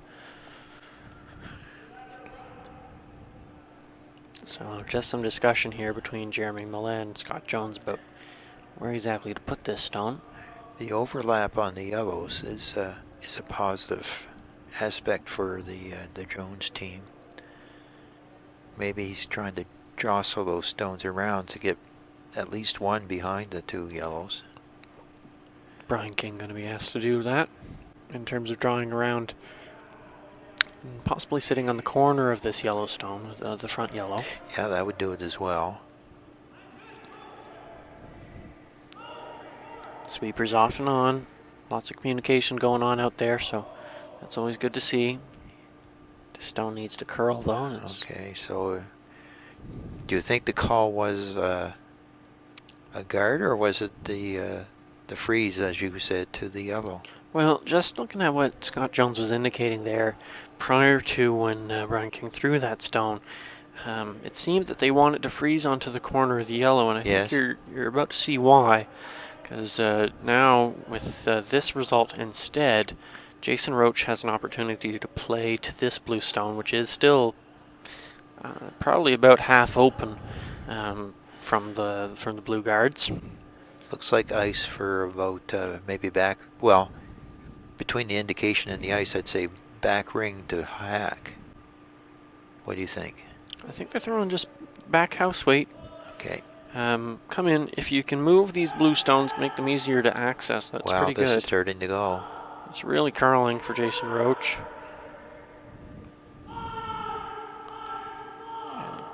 It doesn't rub. Gets the tap. Very nice. Does the trick for Jason Roach. Yellow's got to be number 2 at least. Yeah, they're definitely number 2, maybe 3. However, Scott Jones is still number 1. Roach. Yeah, Roach is number 2. Number 3 is possibly Jones. But they're behind the tee. Yeah, which is important if you're Jason Roach looking for some positives. Yeah, the yellow rocks can get better. The blue rocks can't get any better. Yeah. Yeah, exactly. And especially with the one that's shot right now for Scott Jones, who is calling a timeout in this 7th end. So they get a minute to discuss this shot, and so do we. If you're Scott Jones right now and you don't have the hammer, it's the 7th end. You're not overly worried about stealing, but a steal is something they would definitely take.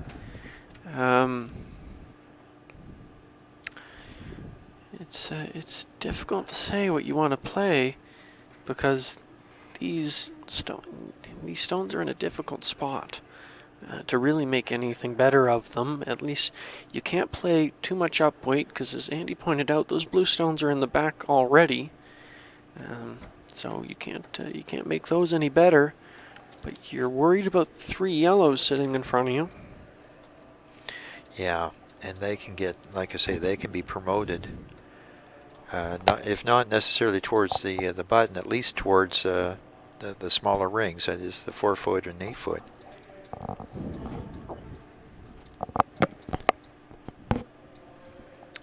So Team Jones here has come to a conclusion, and we're going to see a shot coming up soon from them. More than likely playing to this yellow stone just to protect the blue in behind. Yeah, so really it's more of a line shot than it is a way shot. In other words, a guard could work just as well, do you think? Yeah, basically, it's similar to the one they called moments ago, trying to freeze to the corner of the yellow stone. Yes. At that time, that was the idea. This is a similar idea in terms of where they want to place the rock. Because those 2 yellows on the other side, they're not in a great position for Roach. This blue isn't either, though. This is heavy. Although it is coming down really, really nicely for Jeremy Millay. Maybe over curls a hair, but that's pretty good result. It is. There's a yellow sandwich there, and it's going to take a couple rocks. Yeah, it's definitely gonna take a good shot from Darren Roach to really give Jason a chance. I'll tell you what the people downstairs are doing. They're looking at the little TV screens with the overhead on it because it's really congested there now. Mm-hmm. Are those 2 yellows at the top of 8-foot, are they touching each other, or is there much of a gap between them? We're going to double check here, but I'll let you know here in a second. All right, Will's going over to look at the monitor from the other end because see, you folks can see this on your screens, but it is a difficulty for us to really look at it. In terms of where there is some space between the yellows here. So can you slash it sideways, Will, into the blue? Yeah, you can definitely slash the one sticking out on the right-hand side of center can be slashed into that blue. Yeah. It's difficult to tell what exactly there can be in terms of a good option here for Team Roach. I'm not sure about. And is Jones number 1? Jones is indeed number 1. And Roach is 2. Yeah, Roach is 2. Jones is then also sitting as 3rd shot. 4th as well? That is, yes, I believe. Well, yeah, I believe so. Okay. And so with that in mind, Darren Roach is going to try and play probably a lightweight hit here. Now, where these angles are in terms of these stones you see on the left-hand side of center, if you saw moments ago, if you can hit the corner of this blue stone, the yellow will go straight back into the blue that's sitting shot for Team Jones. Making them number 1. Exactly. So that's the idea here. Darren Roach really needs to curl. Can't hit the guard. Doesn't. That's a beautiful shot for Darren Roach there once again in this game. That is one heck of a shot. So yellow is 1. Blue is 2. Yeah, I believe blue is currently 2. But not 3. But not 3 anymore, which is important. This is nerve-wracking. It's got to be for Millay and Jones. Although you could draw into that. Draw into your number 1. Your blue, number 2, I should say. Oh, they're looking at something on the other side. Yeah, at this point, if you're Jones, you gotta be worried about what's coming to you. So Jeremy Millay is going to throw some weight at this. Are they lined up to have a good result? That looks like they might be lined up to. Yeah, I think they're just trying to slash double these yellows. Here we go. Slash double the yellows, folks. Just gets 1. Oh, gracious. And gets it. Peeled out number 2. Yeah, he hit that rock too thin. You have to hit a little thicker to try and get the other yellow. That was the idea going in. And then you can hear some alarm bells going off in the distance for somewheres sure. if you're Team Jones. Yeah, you're for sure, because yellow is 1, 3, and 4. And the yellow number 3 is hooked right onto that blue number 2. Yeah, nonetheless, a pretty decent setup here for Roach. Very good Roach. So Darren Roach here is going to try and help out his team, throwing a draw weight shot here, just to change the situation in the rings. Is he trying to nudge the yellow-blue, or is he going by that? Nudging the yellow-blue is definitely the best option. You never want to touch the yellow that's in the rings, and right now that's exactly what this stone's doing, but it is curling. It's definitely trying. And just not enough weight for Darren Roach, but leaves an easy double. Yeah, he's not happy, Darren, with that. An easy double, however, that yellow may go directly into Jones's other blue. Yes. And that may be a bit of a worry, because I believe that back blue is out counting the yellow in the far side. Yes. Or at least it's close, so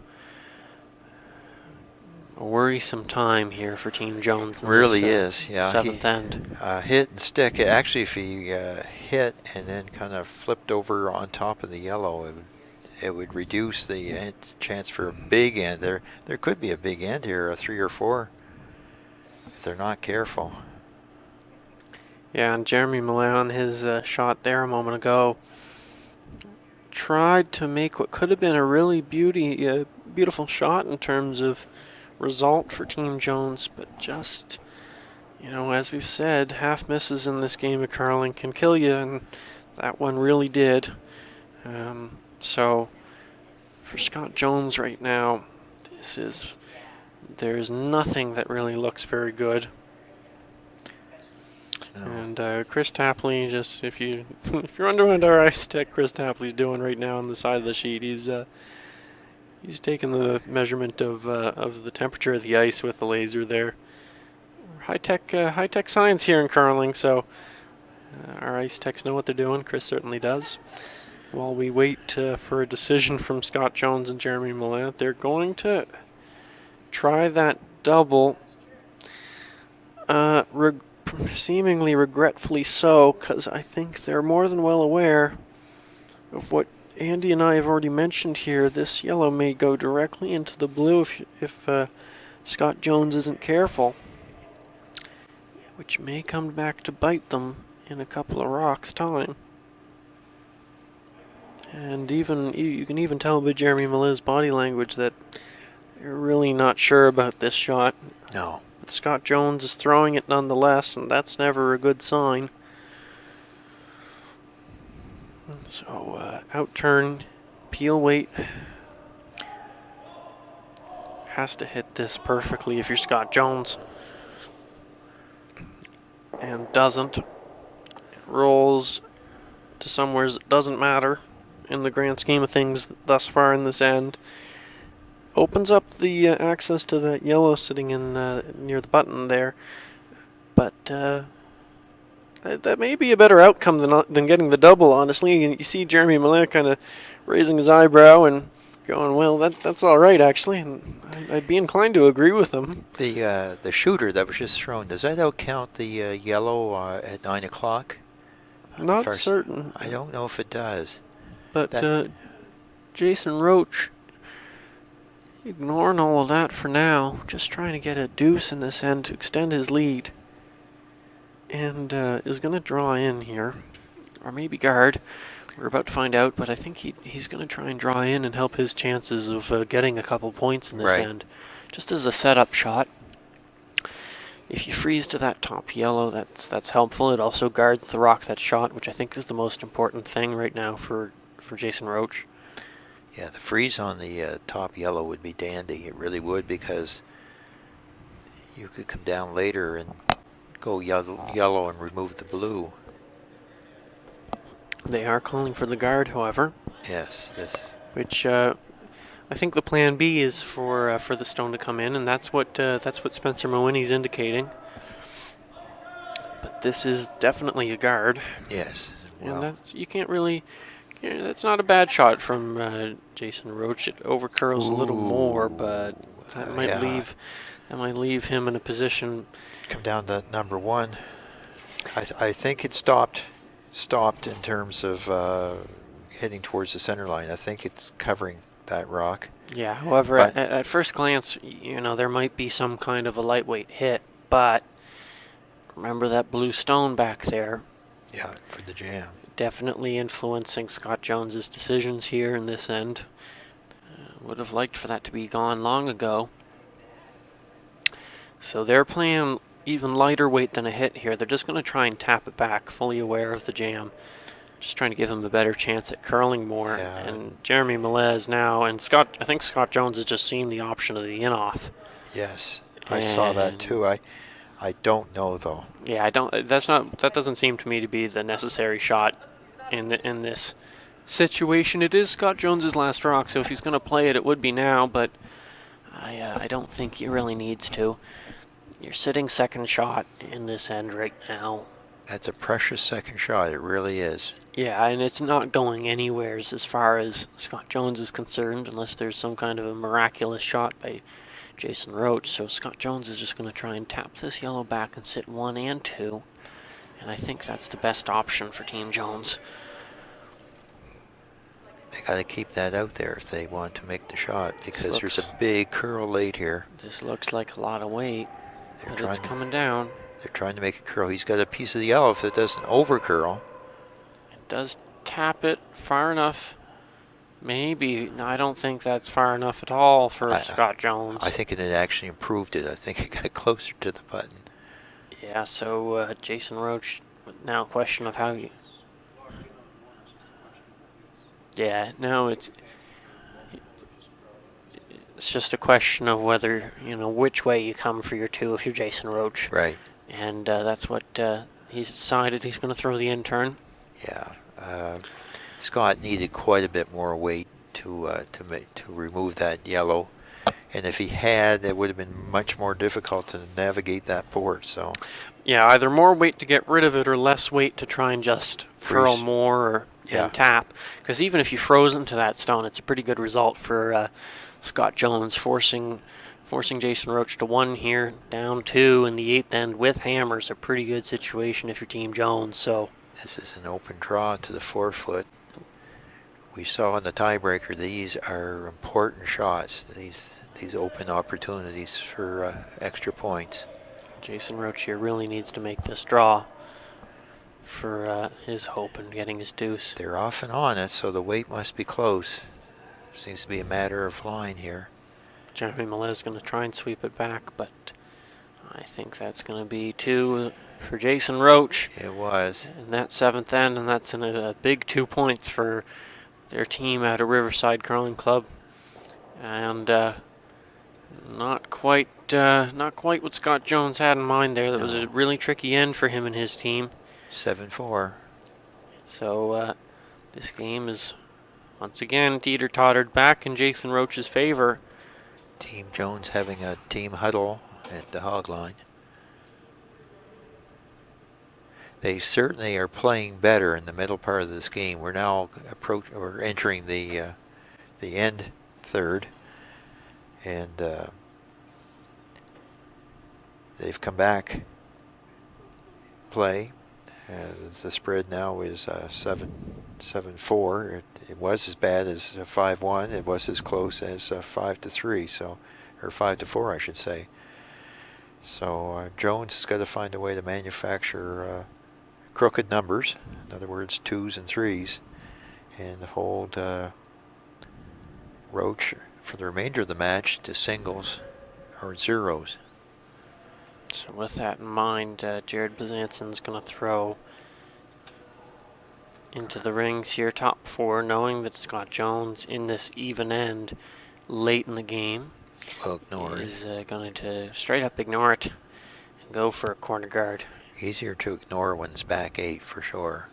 Yeah, in terms of positioning, back 8, as sweepers, you're told if you're heavy in that situation where you're going top 4, just sweep it to back 8. Because if you ever sit back 4, Or if you ever sit back button, it's just asking to give away a deuce because it's an easy freeze opportunity for Team Jones somewhere down the line. Right. So that may be that's the best plan B if you're going to be heavy. And here we are, yet another fine corner guard from Robert Daly. He's had a solid game at lead for Team Jones this game. And one of the things that Roach, the team Roach, has done very well is actually made those corner guards redundant. As good as the guards have been, Jones has been unable to exploit them, mainly because of the execution of Roach team, not because of any great errors on their part. And Jared Bezanson here trying to put something up in the center and just barely over the hog line. Well, a foot over the hog line, but nowhere remotely close to where you would have wanted to put it if you're Team Roach. But that gives Robert Daly an opportunity to set up his team better than Jared Bezanson set up his. And that may be important here with Scott Jones looking for, as Andy mentioned moments ago, 2 or 3. But early goings in this 8th end, so hold on to your horses. Yeah, and Robert's done his job. Those are, if you couldn't draw that up better on a whiteboard, or that's the best position for those corner guards that Scott Jones could ever ask for. So Rob Daly's done his part.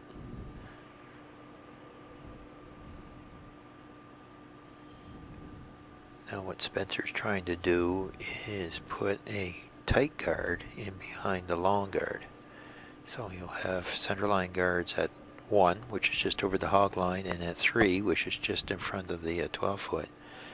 However, it's going to be more like a number 2. Yeah, and that's the saving grace for Jared Bezanson with his last rock.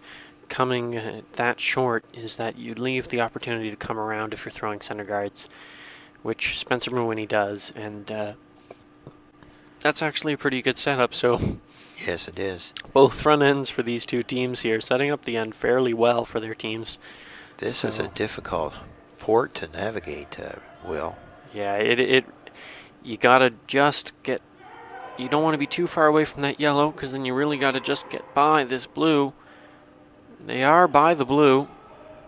Sweeper's off of it, knowing it's a little heavy. Wow. And this really needs to stop. And that's a decent result there from second Brian King for Team Jones. Excellent result. That was difficult, that draw through that port. For anyone watching from the NBCA in terms of some of their summer camps, or from the CCE in Moncton, or the Capital Winter Club runs their own summer camps now and their own camps. Pay attention to this end, because this has been, if you're writing a textbook for curling in terms of strategy, this is purely textbook here. This is. One team trying to go for 2 or 3, the other team saying, you know what, frig you, I'm just going to ignore you. Yeah. And really just trying for a steal here. 2 corner guards, 2 center guards, textbook 5 rock rule end here. And trying to continue in that fashion, Spencer Mawhinney. Wow. With a perfect, honestly, I think we've seen pretty well a perfect first 7 rocks here. Yeah, save the tape, folks, because, like I say, if you ever read any books or textbooks on chess, there's standard openings, and this has got to be one of the classic standard openings here. And if this keeps going, you better be saving it, because at least thus far, if this keeps going, I haven't seen an end this perfect in my friggin' lifetime. So we'll see what happens here. Yeah. Well, I don't want to jinx it, so knock on wood if you're watching. But actually, to this point, the two teams have ignored what each other's been doing. One side's all blue, the center's all yellow. Brian King trying to come down to this yellow stone. Sweeper's doing a fantastic job. Jeremy Millett huffing and puffing. Wow. Gets around the guard and perfectly frozen to that yellow stone. Just taps it a hair, but that's no problem. Save the tape, folks. Oh, my gosh. Except the problem is, if there is a miss somewhere, that person's going to feel bad being immortalized on tape. We're live streaming and recording this, so careful out there, folks. But yeah, no, this is one heck of an end of curling here in this 8th end. Both of these teams, both really good teams who've had pretty good weeks, looking to desperately get into that final tomorrow afternoon at 2 p.m. against James Grattan. Very much focused on this, however. Look at this shot, too. Darren Roach trying to come down to this blue. And he will. Not quite. Just freeze to it. And bounce off. And you know what? I'm still calling this a perfect end because you wouldn't want just a bounce, but that's pretty darn close. So I'll give Darren a mulligan for that one. So now Jeremy Millet faced with a tough situation, as we said. This is a perfect end in terms of strategy. Yeah. Everyone making what's been called. Yeah, and here's Millet with the run back. Just trying to get rid of this yellow stone. Maybe get one behind it. Off and on. I think we're about to see another good shot. Making it curl. Oh.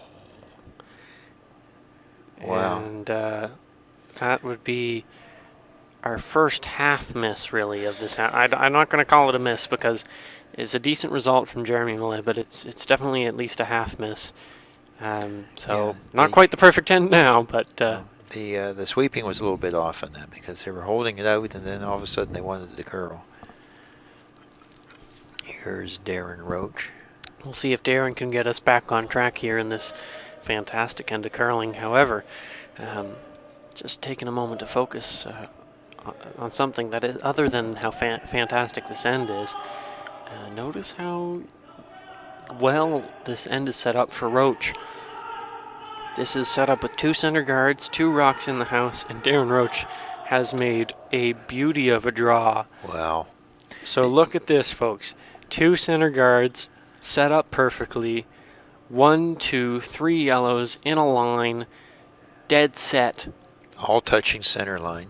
And all in good positions. Scott Jones asking Jeremy Millet to throw what I can only imagine will be an absolute blistering shot. And you know, Will, this is actually kind of the story of the game so far. Yeah. Is that Roach has controlled the center. He really has.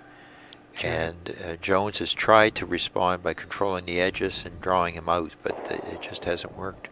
Jeremy Millet definitely throws the weight and rolls over, notably rolling over to guard those 2 blues in the right-hand side of your screen. Yes. So if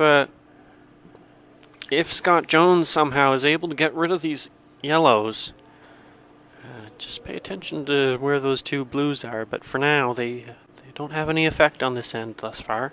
No, but those 2 blues, Will's pointing out something quite important here. This really points out the importance of this guard that Jason Roach is throwing. If it's off, then Scott Jones has a chance to do a run back with a much closer guard than the first one was. Yeah, and particularly if Jason Roach just overcurls or undercurls here or goes too far, Scott Jones will be able to get rid of 1 or more of those back yellows if he makes his shot well, and that's, of course, if Jason Roach doesn't make this guard perfect. Sweeper's on it really hard the whole way. Really got to go, boys, if you want to get it on the center line. Really got to go. Got to get it over. Just gets it over. Jason Roach screaming into Jared Bezanson's ear, who I don't know how much air's left in that man's lungs.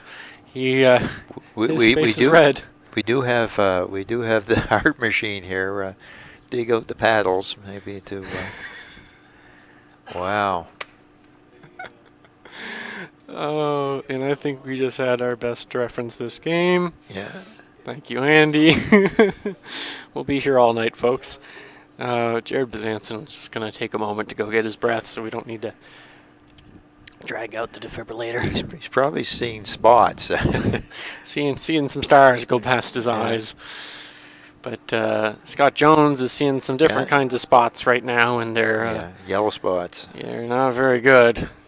Not looking good at all. And notably, again, another thing to note in this end, look at all those rocks in play. Yeah. Oh my gosh. Yeah, that's right. There is, one blue one. 11 rocks in play? Yeah. No, 2 yellows have been eliminated, guards. But again, the way that was set up, blue was going to the side, yellow was going to the center. They ignored each other. Now they've interacted, but the execution of the Roach team has been superb. And Scott Jones trying to match that execution here with his first stone of this 8th end. Has to get by that guard.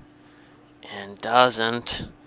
Yes, another one to the side. So rolls into the side, yeah. All the blues are... No blue is closer than a yard or 3 feet away from the center line. No yellow is any more than about 6 inches away from the center line. Not even 6 inches, honestly. But yeah, Andy points out a really important point here in terms of Scott Jones tried hard to get 2 or 3 in this end. He really has. And we're getting the consequences of trying that hard for 2 or 3 points. Speaking of body language, look at Robert and King. What's his first name? Brian King. Yeah, leaning on the brooms, wondering what the heck has gone wrong here. And this has to hurt if you're them. They're both standing there. I wouldn't go as far to say distraught, but definitely disappointed in the fact that they both did as much as they could in this end, made perfect shots, and here they are, looking against 3, about to be 4 if this rock slips in. But I think this is going to stop as a guard. But nonetheless, looking at a heck of a shot needed from Scott Jones and needed in order to even get 1. Yeah, it's more or less like Butch Cassidy's Sundance Kid. Who are those guys? I think Scott, the best he can do is a draw to cut them down to 1, an in-off maybe on the one of the blue ones. But yeah, and the only thing with giving up 1 here in this 8th end is that it's suddenly you're down 4 points with 2 ends to go, and in this game, as Andy said, that's too far of a jump. If Scott can find a way to get in there, it's still only 7-5. It's still doable, but that port is some hard to get through. Again, this is a tape. Actually, this is a tape you could send to Curl Canada because it just shows limitations of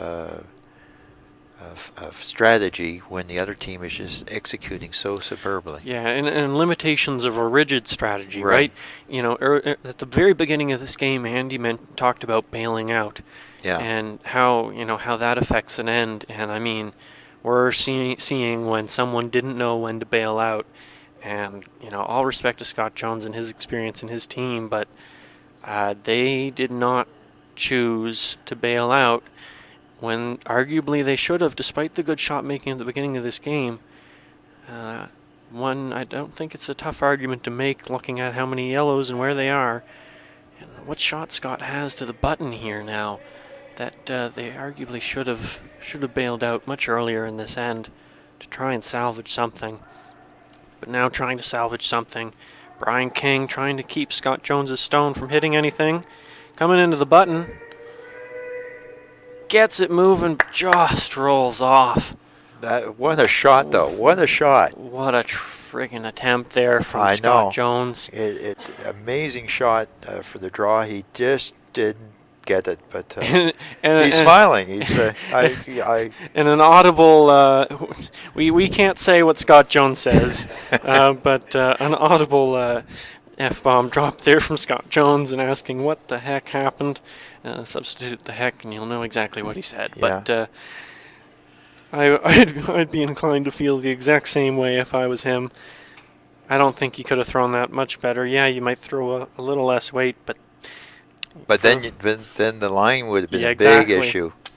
Exactly. So Scott Jones and their team got to be feeling a lot of pain right now because, firstly, physically, it's their 3rd game. They're getting into the 9th end in one day here, but also some mental pain there from just playing their hearts out in that end and just not getting, as Andy has put it, the right side of the miss. Well, they really haven't, and it's got to be disappointing to them because they were the #1 ranked team coming into this event. They've played very, very well, and it's just been like that for most of the week for them. Even when they win, it's almost, and we've all experienced it. You seem to have to play twice as hard as the other team to get an extra point. Their points come easy, our points come hard. You have games like that in periods of time, and that last shot of Scott, I mean, if you ran the tape and you showed Scott's last time, most people would kind of tip their hat to the superb draw and management that Team Jones did for the last shot. But guess what? They give up a steal. So that makes the score 8-4 in this ninth end. Team Roach threw their first one through. I don't believe that's what they called, but it's always debilitating as the other team trying to get back into a lead this late in the game. When you see those rocks going through, and you full well know the team that you're playing against just has to run you out of rocks really in these last two ends, which is just the realistic way of looking at it. No pressure at all on Team Roach now for this end, which is a complete shift from what we were seeing a couple ends ago. But all of the pressure on Team Jones now. Now, of course, Rob Daly and Brian King set up the end really well for Team Jones in that eighth end, but they're going to have to do it. Do it again. I'm not sure. I'm a little dumbfounded. I'm sorry, folks, but if you're Scott Jones and you're trying to get 3 points or something out of this end, I don't know about, from all of my learning I've ever had in my lifetime, from multiple coaches, champions all over, I have never been once told to throw a center guard when the other team is up 4 trying to steal against you and has placed a center guard. I'm not quite sure what to say about that call. It might be just a case of saying, look, nothing else is working. We saw last end they threw the corner guards and corner draws perfectly, and it didn't do them any good. So maybe they're trying to beat them at their own game. Yeah, it may just be a dose of realism, but we're gonna see Team Roach draw to the back of the house here now, and Scott Jones now forced to ask the question: do I play to the corner or the center? Well, you just threw a center guard if you're Team Scott Jones, so that would tell me you're looking to play to the center. So Brian King's gonna be asked to draw around these center guards here to get to shot stone first, and the idea here, pragmatically from Scott Jones, despite the unorthodox nature of the strategy call, may be, as Andy points out, just to try and get around the center first, and then just have the comfort of knowing you're scoring at least one this end, and just try the rest of the end to play around the side, and maybe get a few points. That may be the idea Scott Jones has. However, this blue needs to curl, and it does a little at the end, but it's still poking out a little. Yeah. Maybe half open.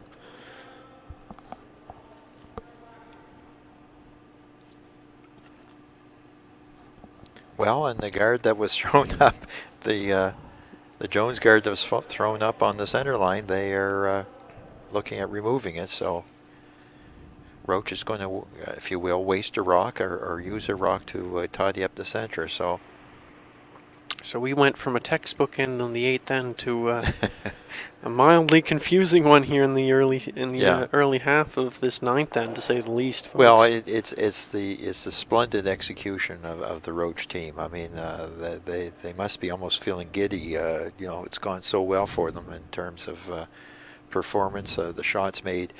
And I say that because we've been praising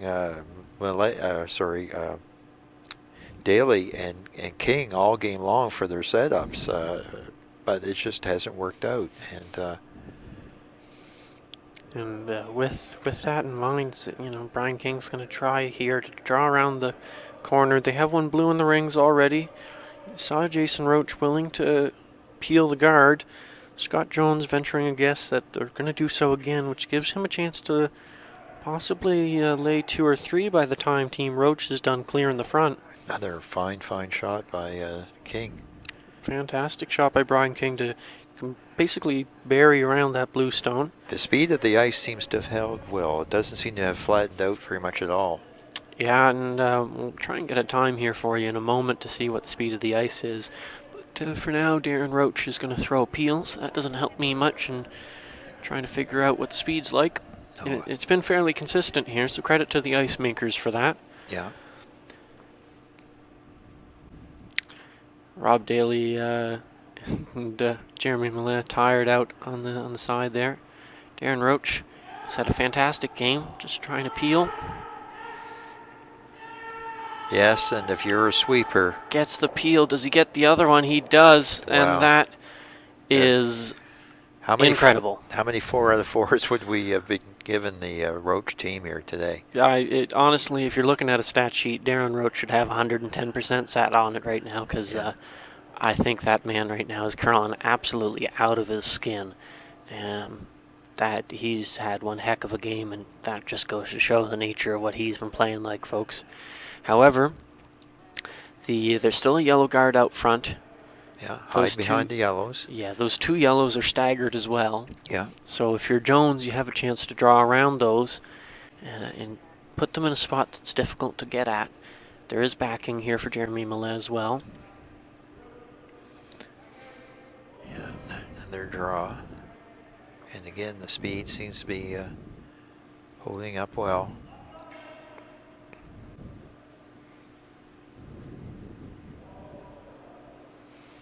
As I mentioned, the backing's there. That's not exactly what you have in mind when you play it, but Jeremy Millett just in front of that yellow stone, trying to freeze it there as at the end for plan B.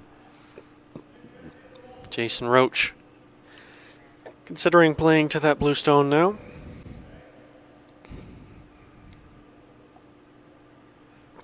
He could remove the blue off at 8 o'clock position. Yeah, he could just take that out and say, all right, Scott Jones, try and get your 2 now. I guess he heard us. And, yeah, he definitely did.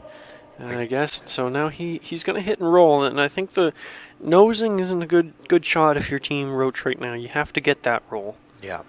To really put some pressure on Team Jones. And Darren Roach, who's had a fantastic game, is going to try and make that roll. Has to hit probably a third of this rock to roll that far.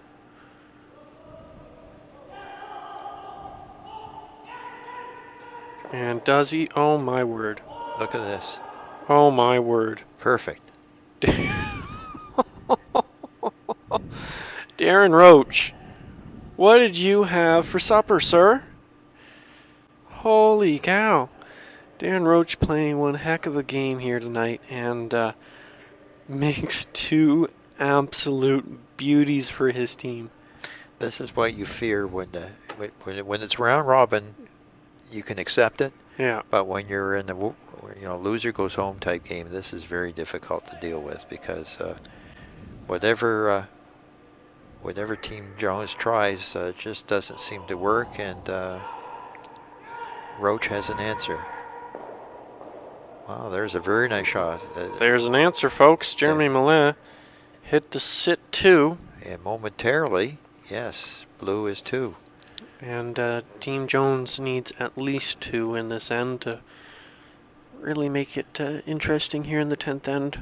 Well, we saw a tiebreaker game today where Terry Ottershaw was facing a quadruple with his last shot, and he made the triple. Nearly made the quad. He needed to get 2, and sure enough, he was lying 2 and 3 at the end. The one rock he missed was the number 1 rock. So you hang in there, and things can happen. And I remember I was watching that game, and Rob Daly and a couple of the other members of Team Jones were standing around going, why the heck do we have to throw this stone? Yes. And then threw it, and I think they very quickly realized, oh, that's why Terry didn't shake yet. Yeah. And then Terry nearly made him pay for it. But here in this game, Team Jones, of course, won that game to get out and get into this semifinal tonight.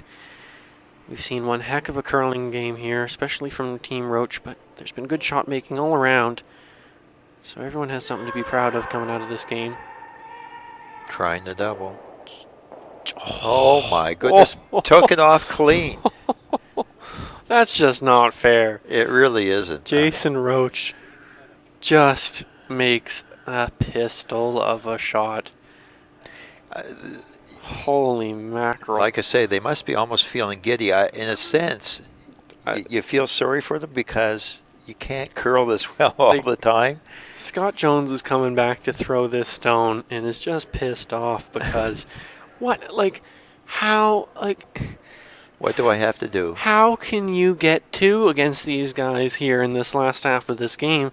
Because they are making everything under the sun. Every curling shot they have in front of them, they're just not even with a blink of an eye. It reminds me sometimes when you're playing with new curlers, and they're asking for run-back triples and stuff like that as opposed to a simple draw. Well, that's because they watch TV games like this one and think it's very easy. These have been phenomenal shots. I mean, the shot that Millet made for Jones' team on this end, phenomenal shot, and yet it's been aced. Look at this for a draw. Scott Jones doing Just what off. he had to do. But it didn't quite finish. Didn't quite finish, so Jason Roach is going to see how much this is sticking out from Jared Bezanson, who's telling him from the hack. And Jason Roach just needs to make this blue go away to force Scott Jones to 1. And if that's what happens here, this 10th end is going to be all about Roach just trying to run Jones out of rocks. Eliminating rocks, yeah. That requires Jason Roach to make another good shot here in the 9th end. Without hammer, this is his last rock. Has played a superb game thus far. Looking to continue to do so, Jason Roach here with his last rock of the 9th end. Needs to curl.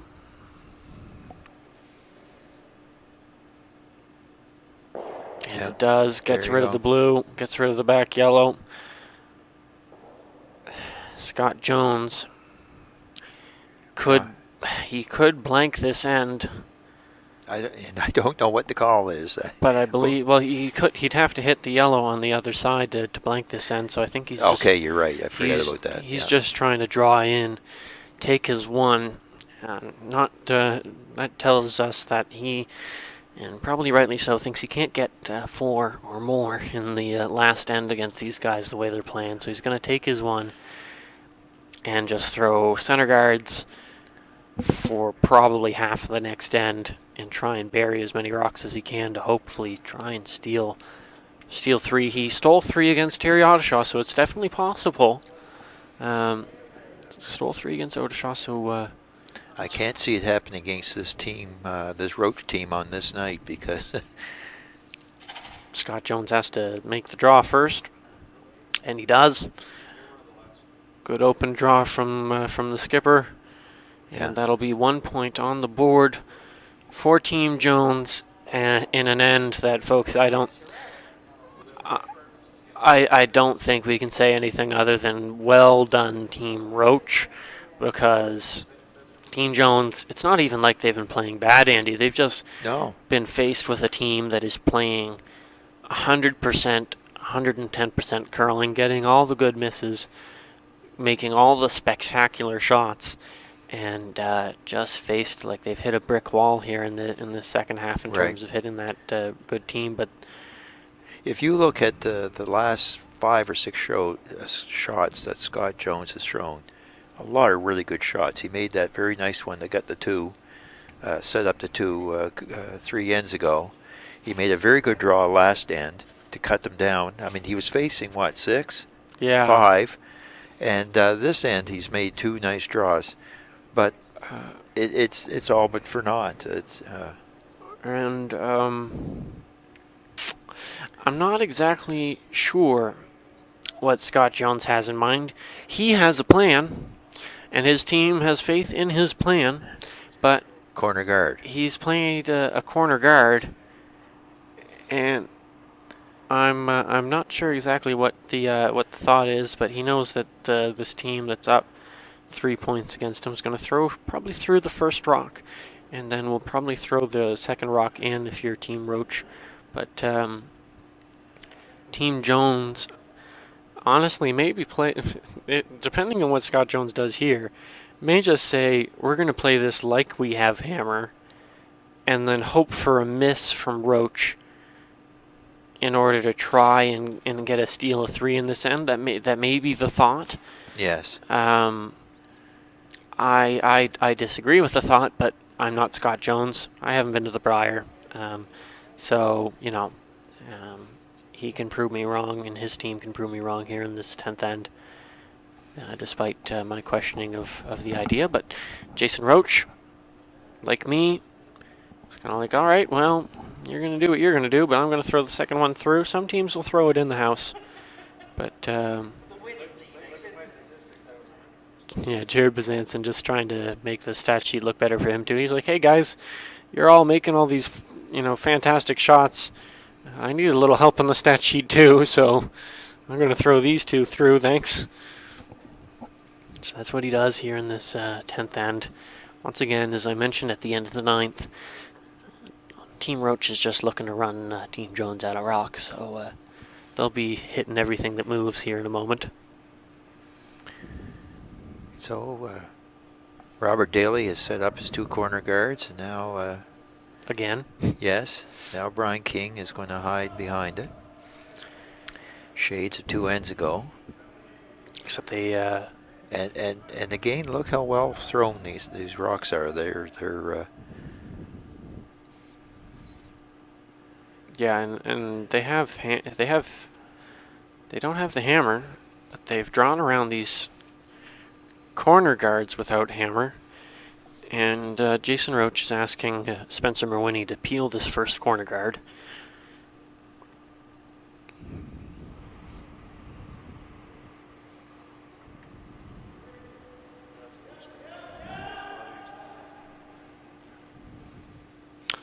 And Spencer Merwinny makes the peel. Yeah. Scott Jones is going to try and freeze to this blue stone. And if this is made, they'll be line 2, down 3. Yeah, they need to steal 3, but easier said than done against this Roach team, firing on all cylinders. Yeah. Well. But if you're Team Jones, you just got to plug away at your game and try and just hope for some misses out of this Roach team. We saw some in the middle of this game from Roach, so the chance is definitely there. That 9th end may have been a blip on the radar for Roach, if depending on what we see in this 10th end. And Brian King continuing to play really, really well for Team Jones here in this 10th end. Yeah. Jason Roach is going to ask Spencer Merwinny, who throws with that backswing, to peel this corner guard. Doesn't want to stick around. Makes the peel. Yeah. Well, one thing about it, if they're going to go back to the guard, which makes sense to protect those 2. Yeah, Team Jones, in order to steal, they gotta try and place some of these guards. And I think the idea being at this point for Team Jones, wherever their rocks are, whether it be the corner or the center or what have you, we're going to try and guard our stones. Hopefully on one of your appeals you pick or something, yeah. Well, you pick or you nose the rock and leave a guard for us, and then we're going to put another one in for you and leave it with a tricky spot. And by the way, what's happening here in front of us shows how important it was last end that Jones only got 1. Yeah. If it's 2, then right now we'd be looking at a tie situation, an unlikely tie situation, but a tie situation. I'm just going to put a disclaimer out here, folks. I will not be shocked if Darren Roach makes a triple here. Gets 2. Yeah, gets 2. But I was honestly a little scared there for a moment. And there's the handshakes. Scott Jones shaking already. Had a chance there, but I think after one more incredible shot from Darren Roach, said, That's enough, folks. So final score of 8-5 in this 10th end with handshakes. Battle of the St. John area in terms of where these guys are from. But tomorrow it'll be James Grattan from the Gage Golf and Curling Club playing against the Riverside team of Jason Roach. And we'll be with you again tomorrow at 2 p.m. for that game. Thank you, and good night.